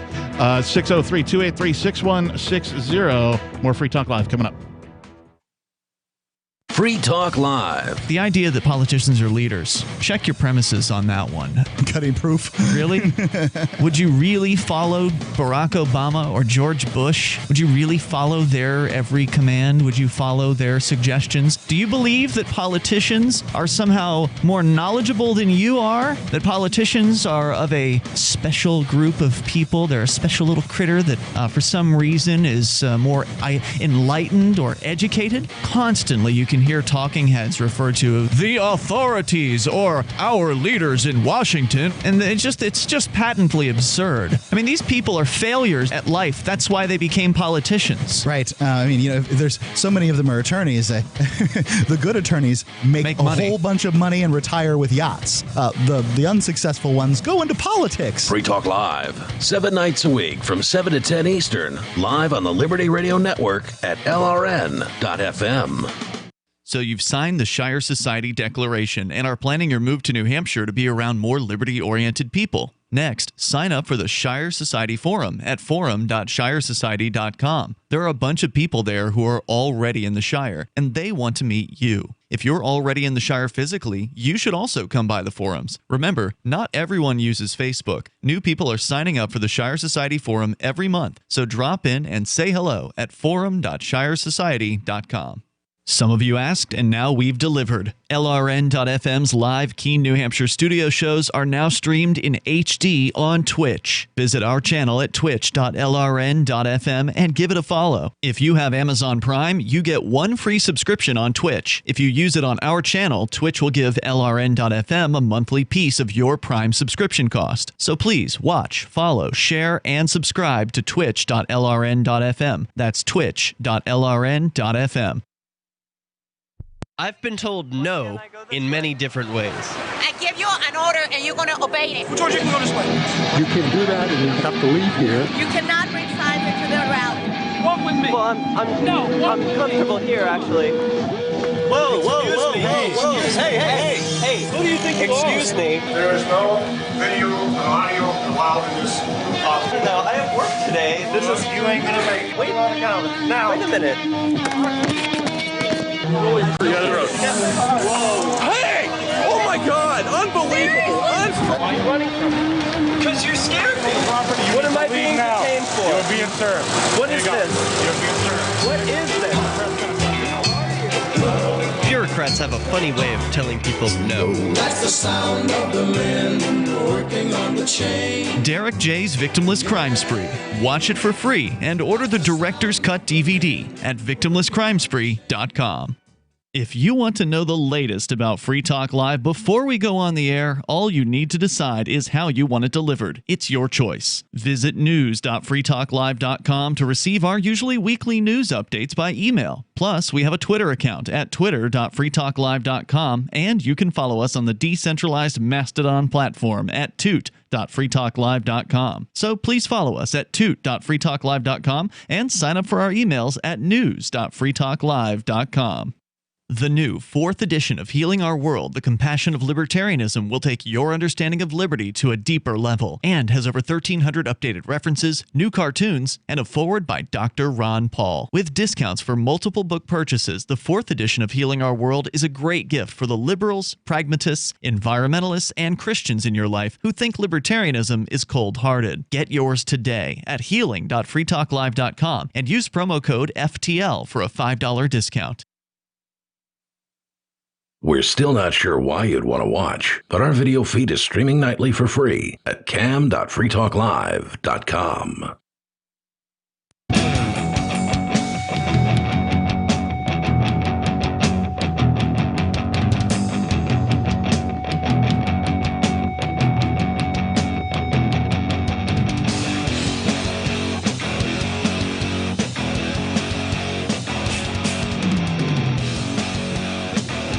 Welcome back to Free Talk Live. It is the final segment. We do have a call on hold that we'll get to momentarily. You probably won't be able to get on unless you're already on hold, but for the future, the telephone number you need is 603-283-6160. In the studio tonight, it's myself, the captain. Bonnie, who was right about the Beatles using synthesizers. And Chris. What did I used to call? Oh, yeah, Sammy. That's right. Did Sammy Hagar use synthesizers? I don't know. I just black out the 80s as far as like any type of music. It sucked. Well, you and I share a disdain for 80s pop music. It was the most horrible 8-bit synthesizers that just, oh my gosh, sounded robotic and had no soul. I only like some Madonna. That's McDonough. That stands for 1 billion served. Oh God. All right, that's funny. Let's go right away to the telephones. We have James calling from West Virginia. James, you are on Free Talk Live. Hey, how is everyone? Good. What's on your mind? Okay. What I'm about to say is very controversial. You don't have to worry about the push button. I'm not going to say anything that will get you in trouble with the FCC. I got my finger on the button. Okay. Well, don't worry about that. All right. I'm really, really tired of how we throw around the word pedophile. There are 3 kinds of pedophiles. They're not all the same. A pedophile, a standard normal pedophile, will go after children, male or female. A homosexual pedophile will only go after boys, as in the priesthood and the Boy Scouts. Well, if they're a man, right? Excuse me? Well, if the pedophile is a man. Well, I mean, no, you can have a lesbian pedophile that only go after girls. Okay. But I'm saying that I don't think it's fair. I mean, pedophiles are horrible people, let's face it. But I think that they ought to say what they are. They're homosexual pedophiles. There's nothing wrong with that. All that does is denote their sexual preference. And, you know, a regular everyday guy can be a pedophile as long as he's, you know, looking toward girls or boys. And I think that in the priesthood especially and the Boy Scouts, what you have there is homosexual pedophiles. And I wish they would say that. But see, homosexuals are now a protected species. So you cannot say that now. So that's all I had to say.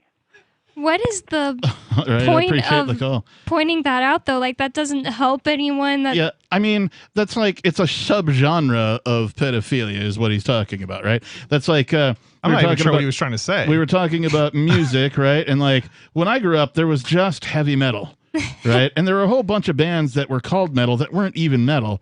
And so heavy metal sussed this out by creating subgenres, right? And that's where we get speed metal, thrash metal, doom metal, stoner metal, right? All these subgenres of metal, right? And so all he's doing is adding a qualifier to pedophilia. Was he trying to say that it was okay to be a pedophile that likes the opposite sex, but not one that likes the same sex? No, I don't think so, but it was weird. It could be taken that way. When I screened his call, he said he wanted to talk about the Boy Scouts specifically. So I think I don't know this for a fact, but I think that he was just wanting us to identify the predator's sexual preference in these pedophilia stories, is what I got from his call. So I don't really know. I think it is kind of what the is it important, because what I think difference it pedophilia, regardless of the gender preference or lack of gender preference for that matter, right? There could be somebody that's a bi pedophile, right?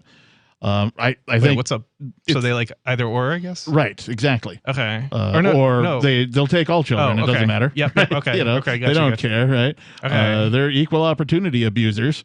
You know, so I don't think it's, and like, we need to recognize that pedophilia is horrible, first and foremost, right? That's my opinion on the subject. Whatever the preference is of whoever's doing the victimization, I think is irrelevant. I think what's wrong actually with always pointing out, if we were talking about pedophiles in the Boy Scouts and calling them homosexual pedophiles, is like, it makes it sound like that you think that like that's like what homosexuals do.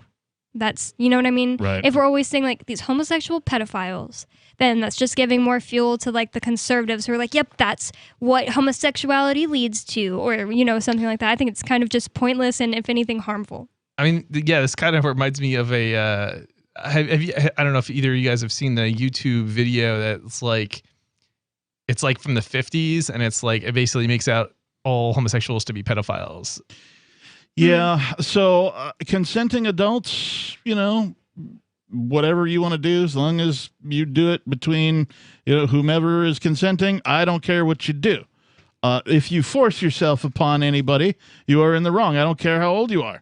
You are a rapist. Now, if you do it to children, there's a special term for that. It's called pedophilia. If anything, his call just made me think that his call makes me think that he wants people to say homosexual pedophiles when talking about pedophiles in the Boy Scouts, because he has a thing that, you know, backs up his prejudice against gay people. It's just what it sounds like to me. He likes little girls as opposed to little boys. Yeah, or maybe he just wants the other type to sound better. It's hard to tell. But what we can't tell is what gender these Teletubbies are, even though they have announced that they've gotten the COVID vaccination, which is impossible for these puppet creatures to, like, I mean, sure, you could, you know, fill a needle with, you know, your choice of, you know, Pfizer or Johnson & Johnson, or what's the other one, Moderna. Maybe they just got a really long needle and the human that's stuck inside the Teletubby playing it got the vaccine against his will. Apparently, all 4 Teletubbies received their first dose on July 1st and their second dose on July 22nd, according to the cards. July 22nd hasn't happened. Right. Are they still doing the two-step process for the injection? Yeah. I think all but one. Because I thought they had one injection. Oh, I see. So they announced that on their Twitter that, you know, we're all vaxxed just in time for the Tubby Hot Summer, along with 4 photos showing the vaccination cards of the 4 characters, Tinky Winky, Dipsy, Lala, and Poe. I didn't even know Teletubbies had names. Those are their names, apparently. They all received their first dose, and apparently they're getting their second dose on the 22nd. I don't know. So weird. It says Tinky Winky and Lala received new Nissan and new Nissan vaccines, a play on Johnson & Johnson, while Dipsy and Poe received AstraTubica. That's just silly. They This is like making a kid like. made the distinction in the show, like, yeah, to, you know, what, kids who are 5 or younger. What is the purpose? Ask yourself, what is the purpose of anybody putting vaccine-related stuff into a children's television program? Because we already know that children are the least likely to suffer from COVID. They're certainly the least likely to die as far as risk groups go. Like, they didn't even recommend kids wear masks. Yeah. So what is the kind of bizarre. I can tell you the point. The point is that it's propaganda. They're trying to propagandize these children and make it seem normal. Do they even have vaccinations for under 18s? What do you mean? I thought they only approved it for like adults or something. No. They've been going down. They started out with like, okay, well, now we're only going to do down to 14. And then a little while later, they're like, oh, we're going to do down to 12. And, you know, so they've been. So they're still not vaccinating kids, like, you know, pre-adolescent I kids. hope not. I mean, it's bad enough that people don't trust their immune system to take care of something like this that really has no higher death rate than the seasonal flu. So. But of course, you know, if we're being broadcast on, like, you know, some social media and I say that, that's going to get us banned. You know, I'm kind of confused about the caller from earlier because I forgot that he said there are 3 types of pedophiles. Yeah, then what's he the only went third on. type? Yeah, he only went on to list Did he 2. only do 2? He listed people who go after any gender and people who go after same gender, and then he stopped and he was like, "That's all." Like, never. We're just supposed to guess what the 3rd type of pedophile is. Wow. Maybe he meant to say 2. Maybe he was going to say the 3rd type is me. Well, maybe that's it, because it brings to mind, I believe it was Bob Rivers. He does Twisted Tunes. He's a parody artist. He used to do radio in Seattle. He lives in Vermont now. But he did a Creed song, and it's Instead of "It's been a while," he made it "I'm a pedophile." Wait, really? Yeah, it's a hilarious song. Wow. If you get to Bob Rivers is a hilarious dude. We are out of time for tonight. We're here 7 nights a week, 7 p.m. to 10 p.m. If you missed any of the show, go listen to the archives at freetalklive.com. Thanks and peace.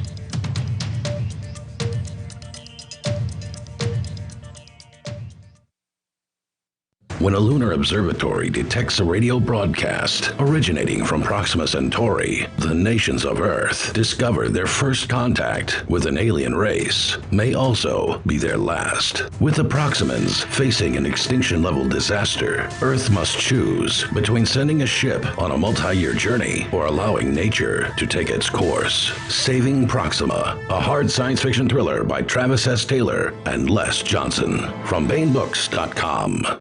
Are you tired of governments murdering people around the world? Stop using their money. There is an alternative. Bitcoin is a stateless, free market, non-political currency. Bitcoin cannot be inflated or controlled by any government. By using their money, you're helping the state. Stop doing it. You have an incredible alternative available now. Learn it, use it, spread it. Get started with Bitcoin at Bitcoin.com. That's Bitcoin.com. Are you a cryptocurrency advocate? The Crypto Tip is the ideal outreach tool to help new people discover cryptocurrency. It's a printable business card-sized tip that you can give to service providers, preferably in addition to a good cash tip. When the server scans the QR code, it'll bring up an explanation of crypto